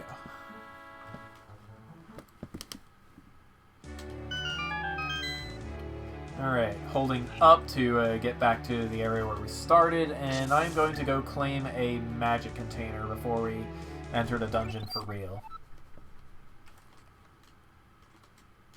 F6 warp to get to the west side of Hyrule Field quickly.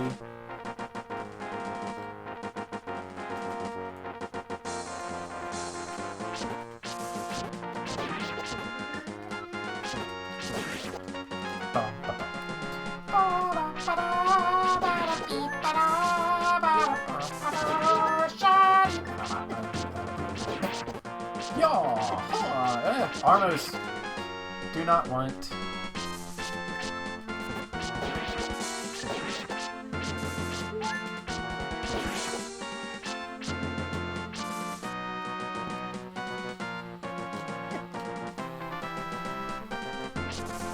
I half expect a do not want to come up in this game. Nah.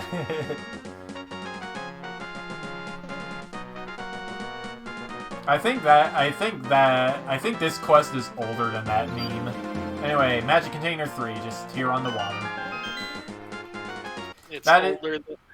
It's older than the Star Wars Episode 3. No. That's where that came from. Didn't it come from The Empire Strikes Back?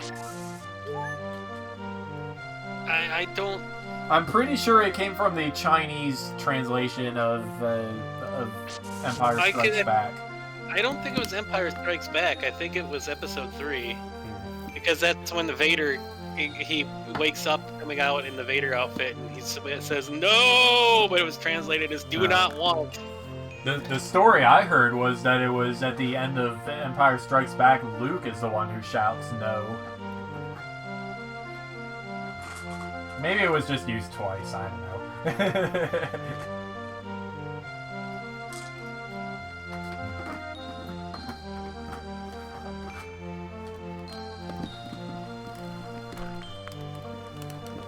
Star Wars Episode 3 Revenge of the Sith is where it originates from, in 2005. Okay.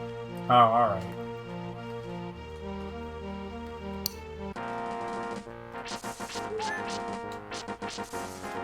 I must check on the master.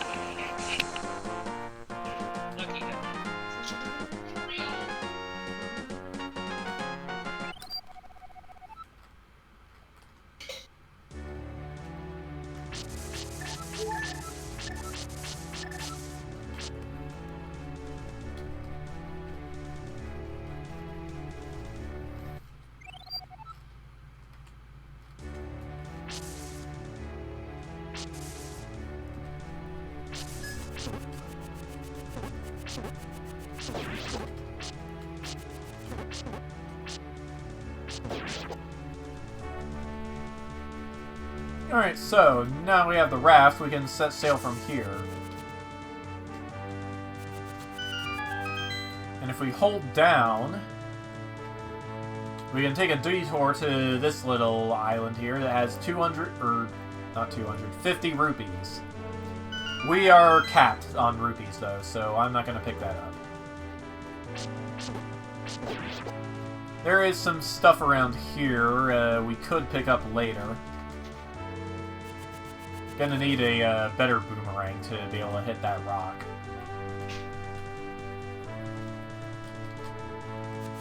That is nothing.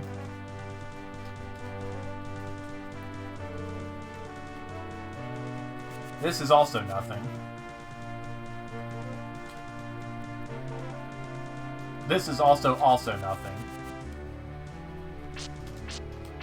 And this is here, but it does not present any value to us. A seashell is not especially out of place in on a sandbar on a lake. So here we are, a dungeon, along with a Stalfus 2 over there that's very shooty.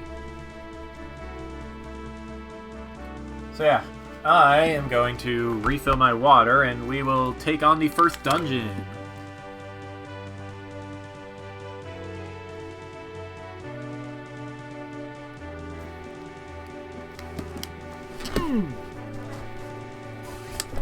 Go. Flipped over to power cord again.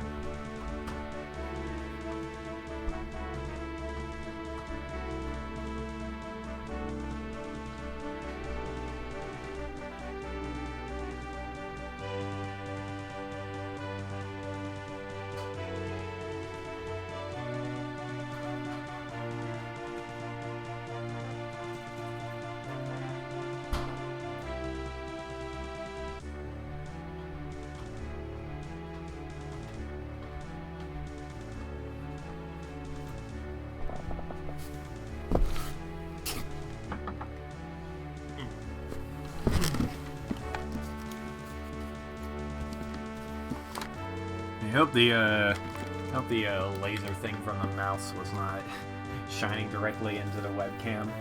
It was. It totally was. Wow. Whoops. Oh well. Laser Mouse, brought to you by Laser Mouse.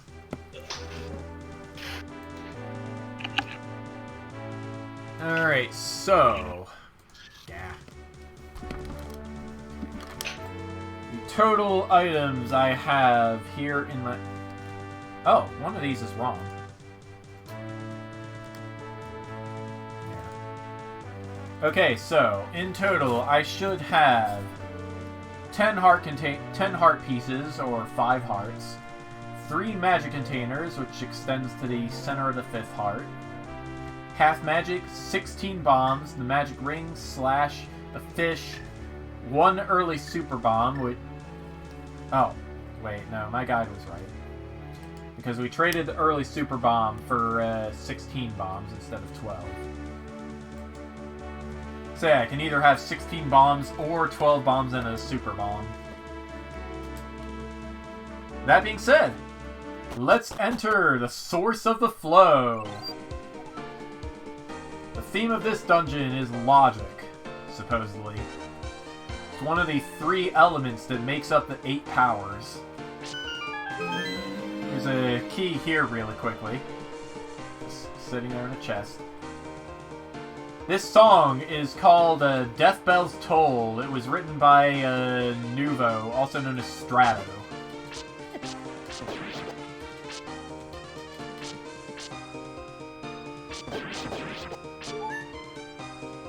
He who touches our source shall sense our agony. So, yeah, don't go in the water. In the original version of the quest, Myra tells you that there were little things swimming around in the water.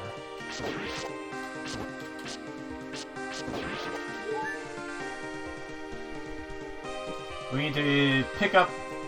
you can see one of these items actually spawns in when you enter the screen. That is the only item in this area that is real. So we will take our real key and leave all the fake stuff to its own devices.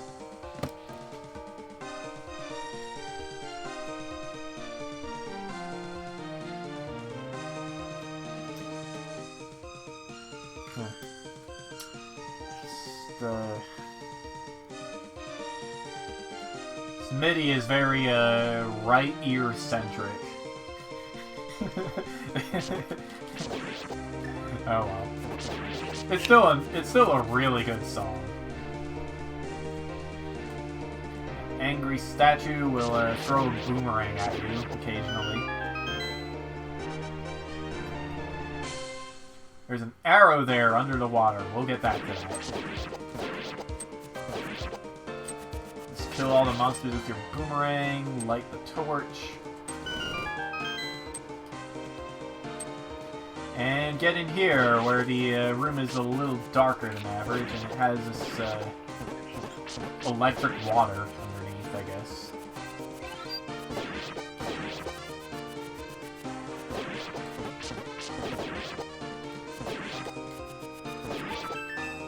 And we got our third key.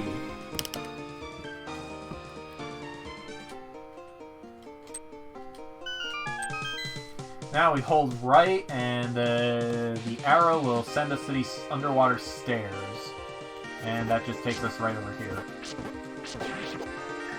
Like, this quest has some of my favorite dungeons in any Zelda quest. They're just really, really ambitious. Although they're also complete nonsense. That orb switch can be hit with the boomerang, and it drains the water, which lets us do that. Lets us go this way. Slash the torch to put out the fire. Get around these level 2 ropes. And there we go, key number 4. F6 warp to get back to the entrance. And we're going to disregard this locked door here for a moment. Take this path instead.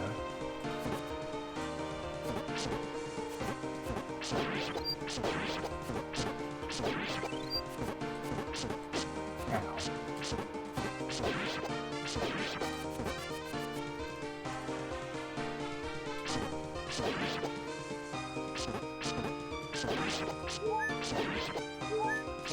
No, you're approaching Gemini Man.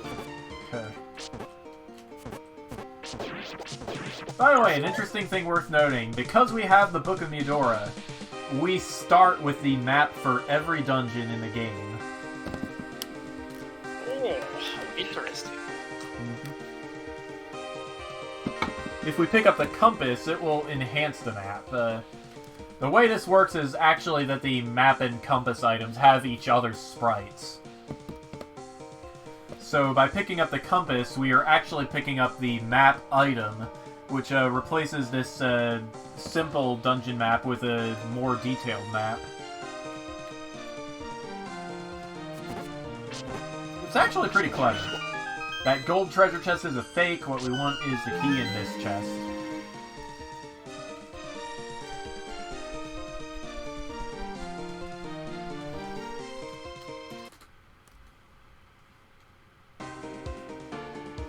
Six warp, and we are going left this time.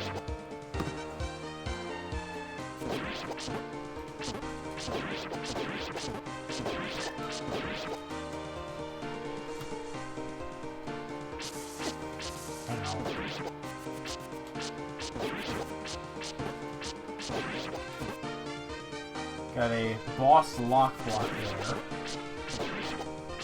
The teleporting wizard that I think does 4 hearts of damage or something to you if he teleports in on top of you. Not very friendly. Small magic jar here. If we go down here, we can see that there's a heart piece we can't get to.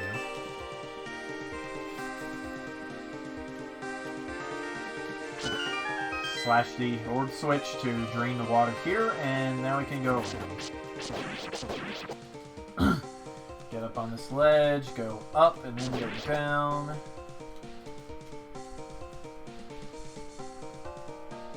Fox, are you watching? Are you ready to see something crazy?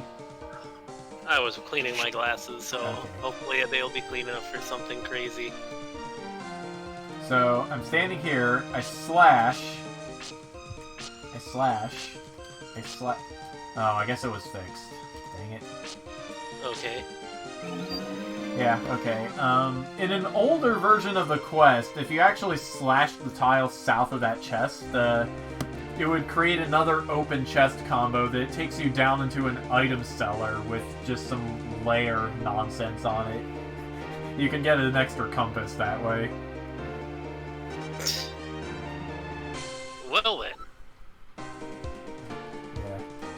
It seems like it was fixed in the June 2020 patch.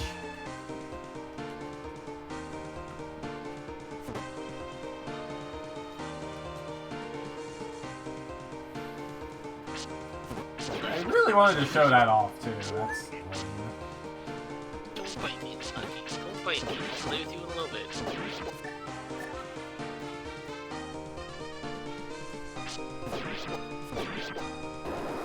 There's just so much just random detail all over the place in this dungeon.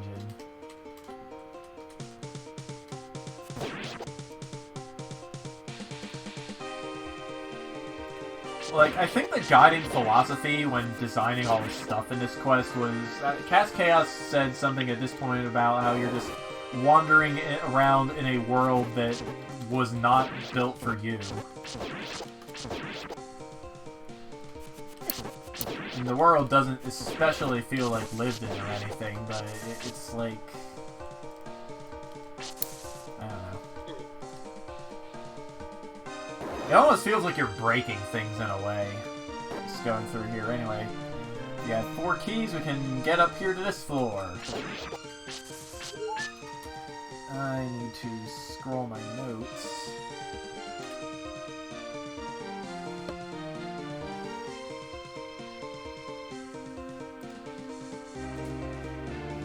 Divide my notes here.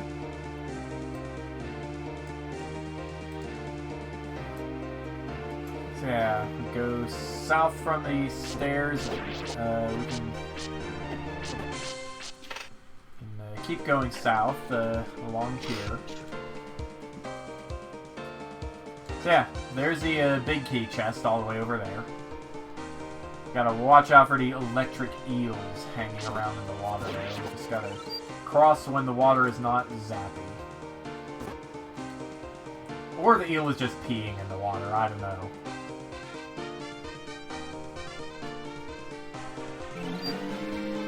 We got the big key, also known as the boss key. It's the big os key.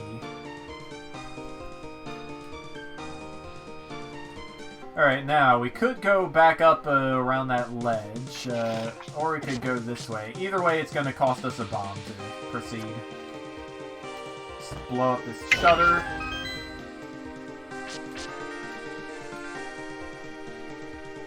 And this is a one-way conveyor belt, but that is not going to stop us. Got Gorias here. If we kill them all, I think we get like a half potion or something.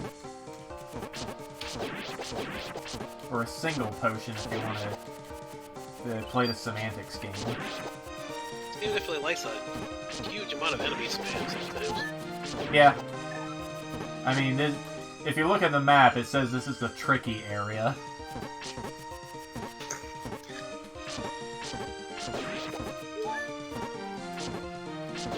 Oh. It wasn't even a potion, it was meat. Gotta use another bomb to blow up this section of the barrier that has a bubble over it. That lowers the barrier, because, you know, why wouldn't it?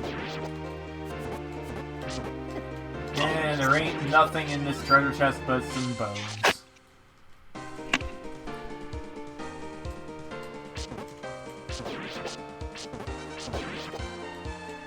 Get over here.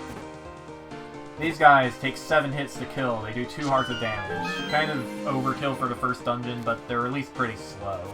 And you have a boomerang, so, you know.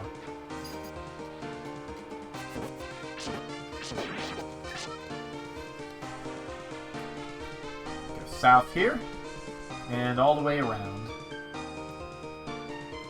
Remember this cracked block. It'll be relevant later. All three of the dungeons in Hyrule have one heart piece that you just can't get to with the items you bring into the dungeon. You need to come back after you clear the dungeon and get some other items. Boing! You got the hook shot! You can grapple into many, many things. You can also stun most enemies with it. Even more, you can grab items from far away, just extend and boing! So yeah, we got the hookshot now.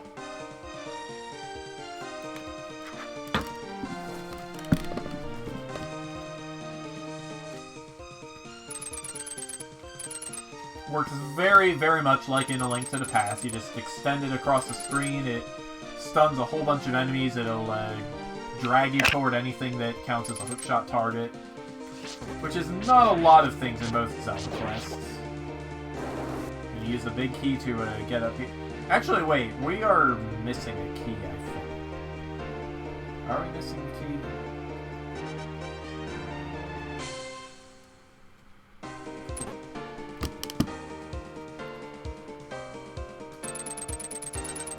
Alright, well, we can blow up this. But we can't actually get back across that conveyor belt. Can lower this barrier. Whoops, I'm dead. Well, that's fine. I was on my way back up to the stairs anyway. And once you know it, that's where I respawn. Bat. Alright, so in the south chest here, there's a key. The north chest is empty.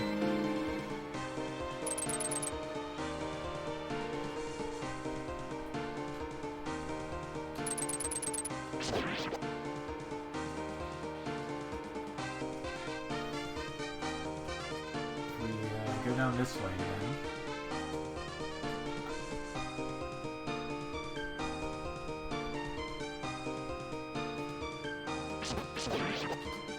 Fires, a bit of a pain. They also do 2 hearts of damage. Thankfully, they only take 1 hit to kill. And we got ourselves the another key. I don't know what I'm doing here.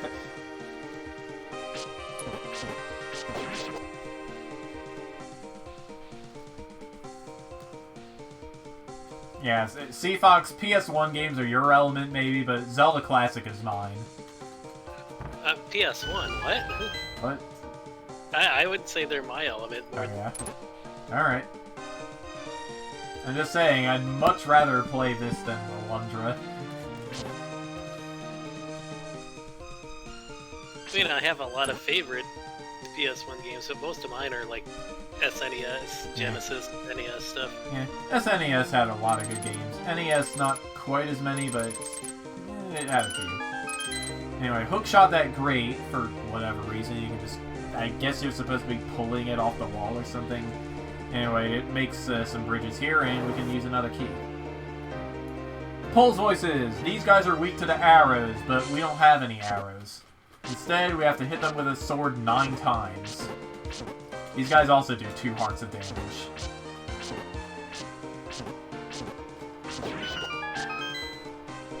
So much crazy damage. Yep. You two, stop there. I am the guardian of the source of the flow. Turn back or you will be destroyed. But we are here to make things good. The King of Zora has asked us to kill the monsters here. We're on your side. Monsters? My side? You are a follower of Bobby? Yes? And you must know what is my favorite food. Bring it to me and you can pass. Silly bit of game design here. The only food item we can even carry is the fish, so, yeah. There you go, dude.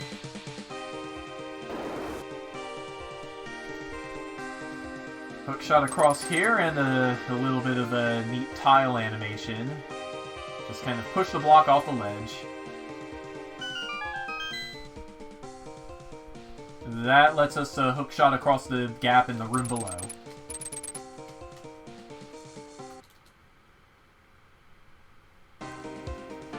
Now, ordinarily, in a quest like this, you would use as a design trick called a one-time event to make that happen. Basically, you assign the same level number to...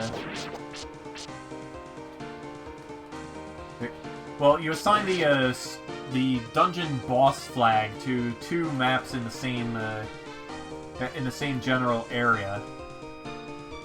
Or at least 2 maps associated with the same event. You step on a trigger or something, or pick up a kill all enemies item that kills a trigger enemy. It kills an invisible trigger enemy in the room where the event happens. And because of the dungeon boss flag, the enemies in the other room also get killed, and that triggers an enemies killed activate the secrets. And what that does is it activates a warp that'll warp you to an identical copy of the screen, but where some event is supposed to happen. It's really complicated. Instead, in 2.50, we have something called room state carryover, which lets us just sync up two screens by saying, okay, like, if all the enemies are dead in this screen, kill all the enemies in that screen. No trickery with boss flags or anything like that. Sounds like you need to use a lot of stuff like I used in Megazoots back in the day to trick things. Yeah, it's pretty Megazooks-ish, I guess. I mean, I made animated cutscenes by just taking... Like, it would be like each screen of a map on here is part of the cutscene, and a larger thing, and you'd have to cycle between each part of the map, each screen, to get it to play. Oops.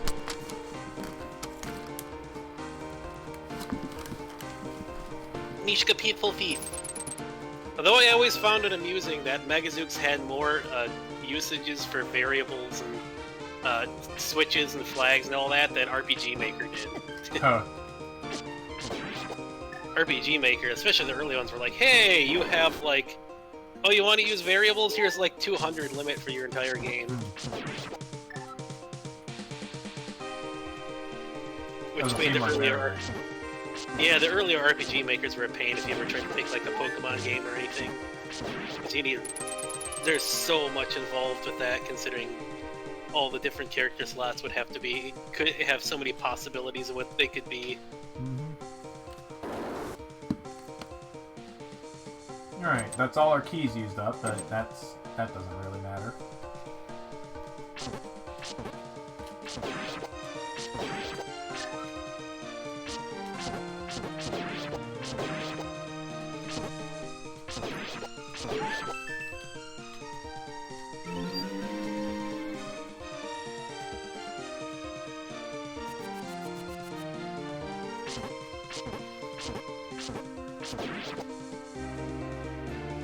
Hit this switch with a boomerang to get up. Got a room here that is kind of like the last room of the Water Temple in Ocarina of Time. And here's the boss room. Now, I have a strong suspicion that that entering the boss was going to get me slammed by Disney, so I'm going to mute the music in this quest I'm going to mute the music in Zelda Classic just in case. What? Slammed by Disney? What was it going to be, like...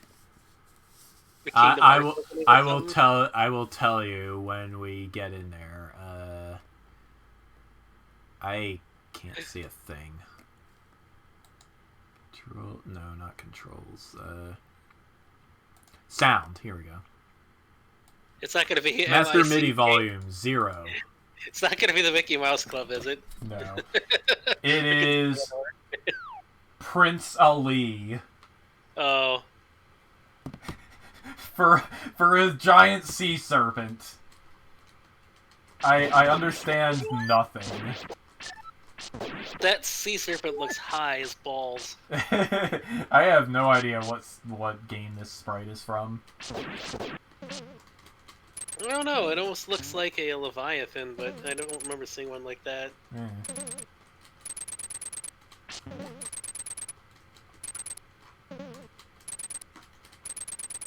So yeah, we just got a hook shot around the room, trigger some,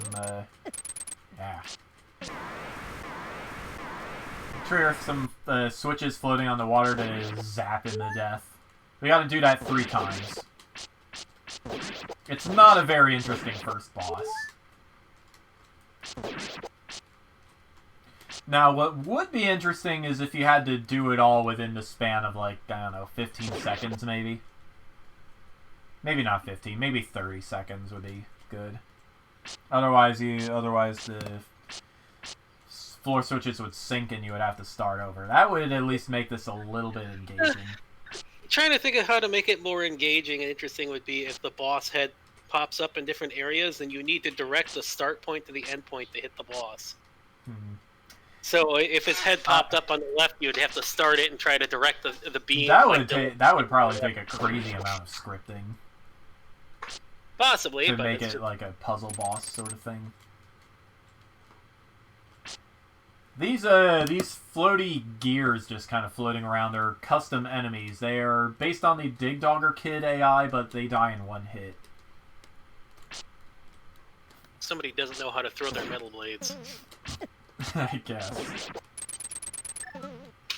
This game has almost no custom enemies at all, so it's kind of a shock to see them there of all things.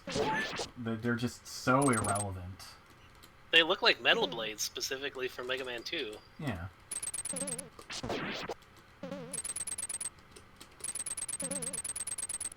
This dragon is totally high with how lazy it is in attacking. It's just like... there's just one shooting statue combo, I think. And, yeah.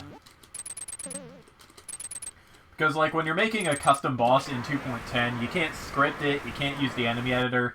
You just have to place some tiles and place some secret combos. Or maybe place some invisible enemies, but that wouldn't work here because we have the Mystic Pearl. It would need to be hidden under some overhead tiles or something. Yeah, see, now he's shooting 2 fireballs at us. It makes it twice as difficult. Except not really, because we're constantly moving. Unless the Tektite's get in the way.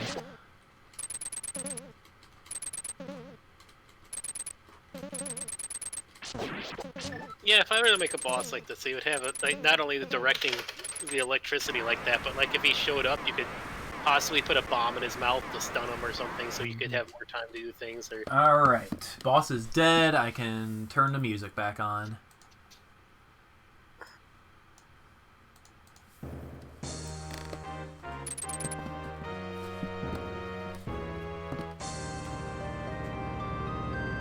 Ocarina of Time, because of course it is. You gain extra life! Sweet! Do-do-do-do.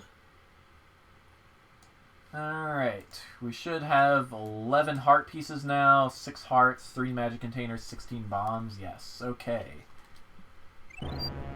Phew, we did it! It was a lot tougher than I thought, my love. It's over, my beauty. Let's claim the artifact. Sniff.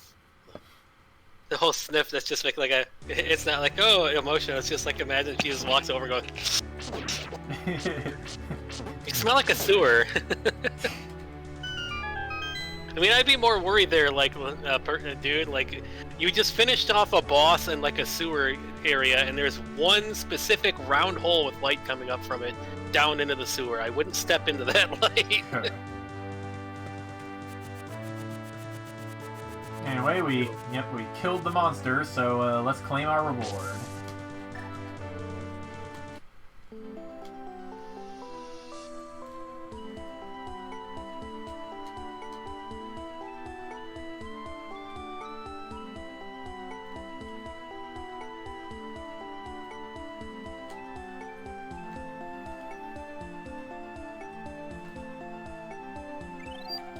Fantastic! 2 little human kids defeated the dreaded Aquaria! You saved all of the Zoras! We can't thank you enough. Yippee! You little admirer are the greatest!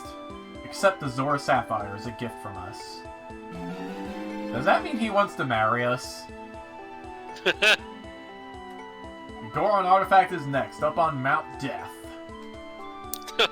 Wow! Mountains of Death. I mean... Mount Doom is already pretty... It's just... Talk about naming... Mount Death... I mean, Death Mountain sounds already a little corny enough, but Mount Death just makes it, like... Yes. Alright, so, we have our hookshot. That means there's some new stuff we can get. Once we get back into Hyrule Field, then. That is not the way to Hyrule Field. Hey, buddy. Rusty. Rusty kitty, rusty kitty, rusty kitty cat. He ran out the door and beat up that stray cat that's been hanging around. Oh no. And then he went right back over to me and went back in the house like there's nothing. We can hookshot across here. Kill some monsters here for some reason. He heard the stray cat growling at and hissing at me when I gave him food, so Rusty just burst out the door and was like, "Oh hell no! How dare you hiss at my human?" May I have my hookshot back, please? Hey, I don't know you, and we got it from the Zora dungeon. Where is that girl I lend the hookshot to? I need to give it back to the Zora King. Here are 100 rupees and you didn't hear anything. Now go around! Okay. What? Yeah, I don't know, there's just a windmill guy here. It gives us 100 rupees. Not that I can hold 100 more rupees. Just gonna let that... This looks like the kind of thing I could bomb. Hi, kitty. Here, kitty. Kitty. He's staring at, like, the head. I guess he can hear you and he's trying to figure it out. Hi, kitty. How you doing, huh? Hi. He's hopping in my lap and blocking me from getting my mastacholi to eat it. It's like, it's done now, so I need to get up and get it. And he's like, nope. Kitty, I am cat. You need to get off box, okay? He's like, I am cat. Mm-hmm.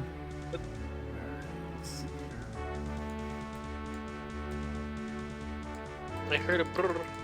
I don't know who made the brr. Okay. There isn't too much more stuff in Hyrule Field we can get, but I want to save Death Mountain for its own stream, which means we're going to be ending things off a little earlier than usual tonight.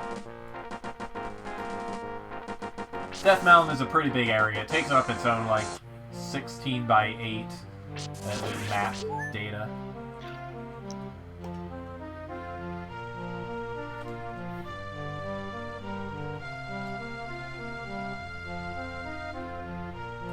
We can get the stuff from Hyrule Field before we end off for tonight, though.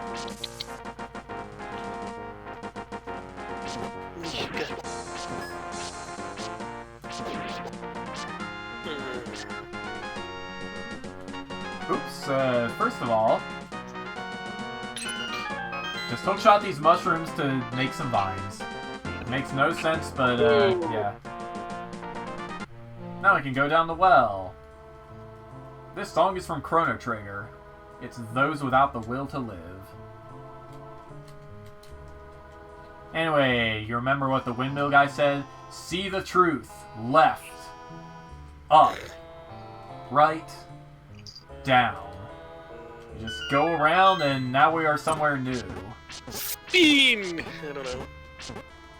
Yeah, we gotta kill all these skulls. That's 70 sword hits, for those of you who are good at math. Oh, jeez. Yeah, like, this game really could have used some enemy editing just to make the enemies less tanky.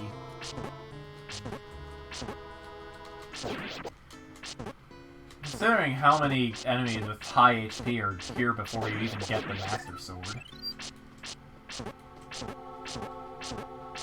It's not Hyrule Warriors. I mean, the Master Sword should be stronger, hopefully. Yes. Yeah, the Master Sword is twice as strong as the Master Smith's sword. Anyway, we got the Lens of Truth. Meow, meow, meow, meow. This Medusa head, by the way, permanently disables your sword if it hits you. You can re-enable it by touching this fairy. Okay, then.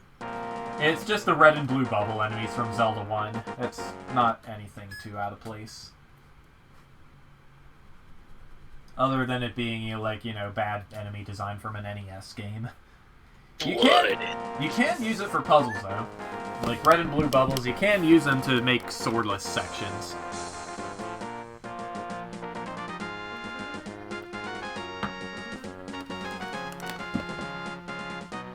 Alright, so, we have the Lens of Truth now. For a little bit of magic, we can, see secrets. It's very handy. Alright, now we're going to go to the wetlands area, and there are 2 heart pieces we can get there. Then we're going to be going to East Hyrule Field.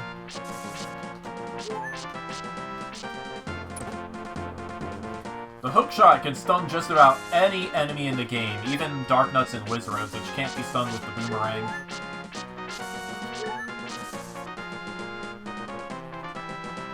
Observe.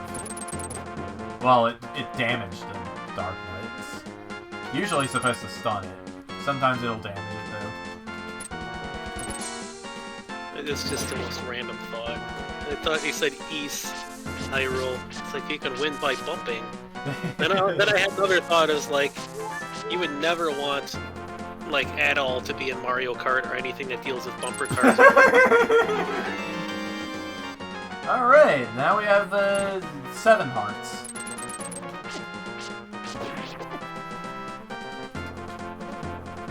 Continue further down. Oh yeah, I beat Sakuna, and like it had the whole 80s movie, like what happens to all the characters at the end. Oh, yeah.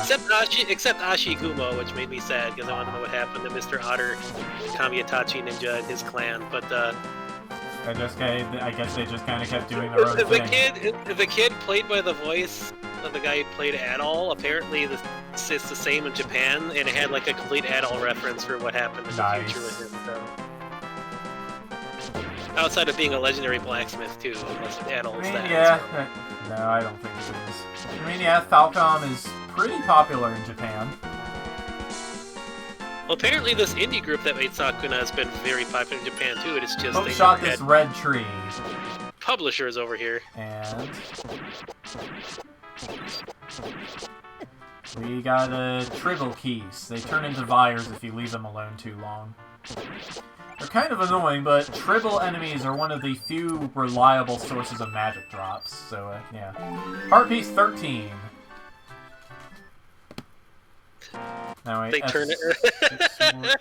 They turn into Vires. Yeah. That's like, oh my, like, oh. So you've come to take my netherworld, have you? Not that Vires.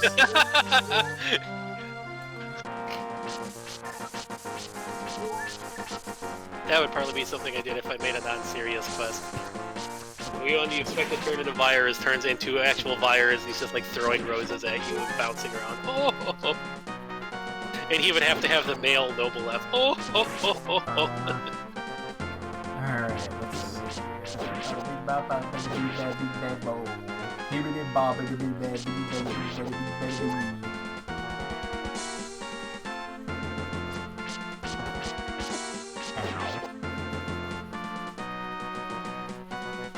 Alright, so now we have the Lens of Truth. We have everything we need to get the item from the Northern Creek. This is a new mini-dungeon exclusive to the DX version of the quest. It's very much worth your time to grab. I mean, there's some stuff scattered around here, like a couple more screens, but it's a very linear path to the mini-dungeon. That is a very large creek.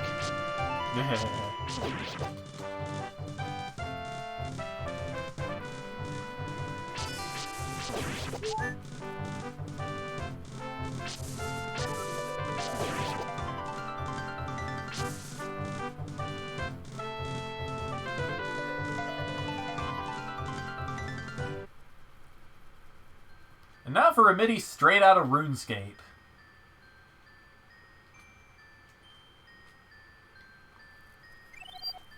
Only I'm heavy enough for the Switch. What do you mean by that, honey? I think you will need to travel into that cave alone, but you need to be careful. Of course I will. Okay, then take my equipment and I'll wait here for you. Please be careful. So yeah, we get to play as Myra for a little bit. We also swapped shirts. Evidently. Okay. Okay then.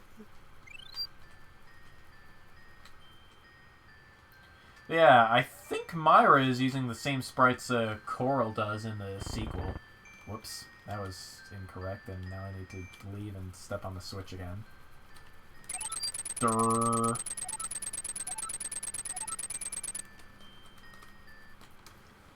So, yeah, this is actually a block puzzle. We need to push the blocks onto these bumpy areas here. Doink. That opens this up. This is a very nothing mini dungeon. It's just a long path with a couple of keys and some very weak enemies. I'm not really sure why they didn't make it any more substantial.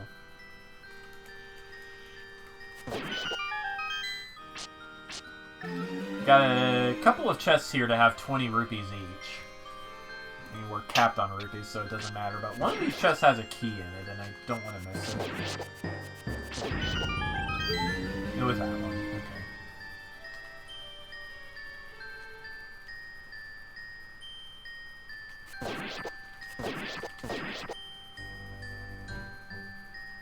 So yeah, this song is straight out of the Dwarven Mines in RuneScape, which I only know that because I spent so much time in the Dwarven Mines just mining for stuff, smithing shields and stuff to sell for money. My only memory of RuneScape was starting after some friends got me to try to play it, and it had been out for a while. And I was like, oh, I'll start leveling, and then people kept attacking and killing me constantly when I was trying to do anything. It was like, I'm done with this. That must have been way before I started playing RuneScape, because like PvP was disabled in most worlds outside of the wilderness area. This was just enabled anywhere.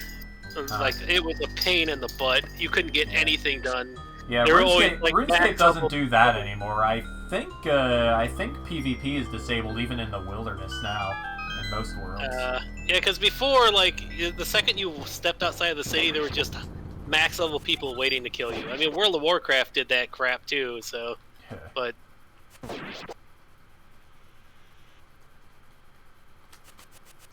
At World of Warcraft, you could go back in the city and say, hey, there's some high-level campers not letting newbies quest, and then you'll get 50 people storming outside to stomp them, but RuneScape, nobody cared.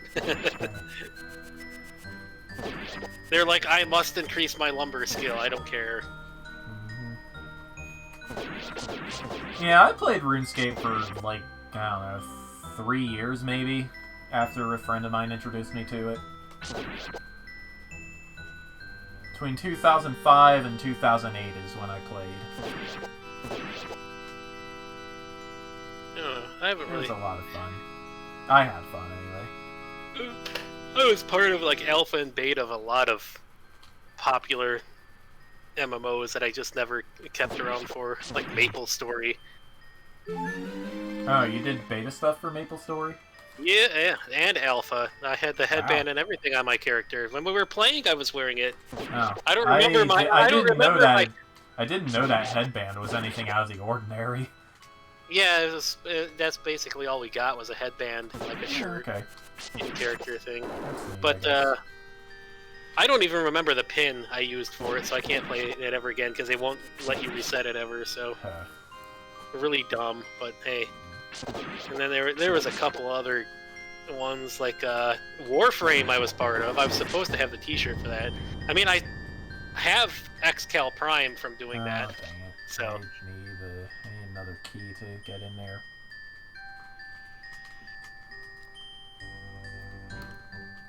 EverQuest I was part of too early on. That was an annoying thing to play. So yeah, a bunch of enemies that just, fall from the ceiling because you can do that in 2.50. And this is... Oh. Did I miss a key somewhere? Quite possibly. I'm gonna grab some boxes. Alright, I think I missed a key somewhere. This is bad. Oh, wait, no, it was there. The key was there. We're good. Good to go. But that's the big key door, which means I need to go this way.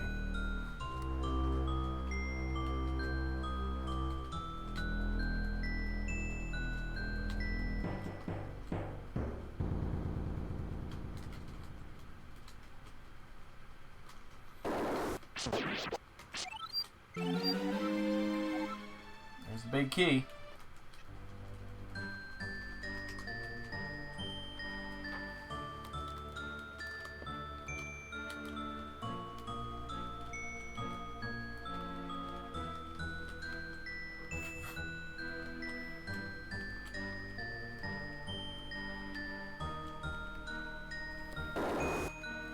And here we are. This is the end of the dungeon. Come on closer, sweetie. Press A in front of me to talk. If we do not have the Lens of Truth, this NPC will do nothing for us, but since we do have it... I'm the Great Fairy of Logic. I can upgrade any item of yours that can see the truth. Is that the Lens of Truth you're carrying, sweet child? It will now be upgraded to the Lens of Virtue. It uses less magic and has a wider vision than the Lens of Truth. So, yeah, we have our upgraded Lens of Truth. And unfortunately, the Great Fairies of Emotion and Diligence are not a thing, as far as I can tell. Would have been pretty neat if they were. Of course, I don't know what items they would upgrade, but... yeah. Alright, just backtrack out of here.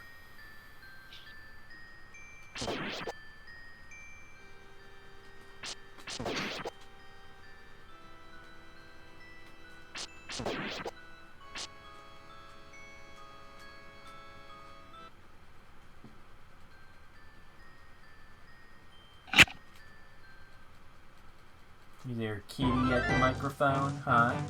Kitty, kitty, kitty. Kitty, kitty, kitty, kitty, kitty. I think Lucky might have been, but... Lucky kitty. Hi, kitty. So, yeah. I mean, it's only 11 o'clock, but I kind of want to do Death Mountain as its own thing, along with the dungeon at Death Mountain, so this is where we are going to end things off for tonight. Thank you all for tuning in, though. I make this quest look really good. If you want to play it for yourself, grab Zelda Classic 2.53.1 or a version analogous to that from the Zelda Classic website, just zeldaclassic.com. And grab this quest from the PureZC database at purezc.net. Okay? Okay. And join us tomorrow. Fox is going to be playing more Trails in the Sky SC. Indeed. It's going to be pretty fun. And we can get through Chapter 1. You guys will be seeing me Friday night, and I'm going to be playing more of this. So, yeah. Be seeing all of you.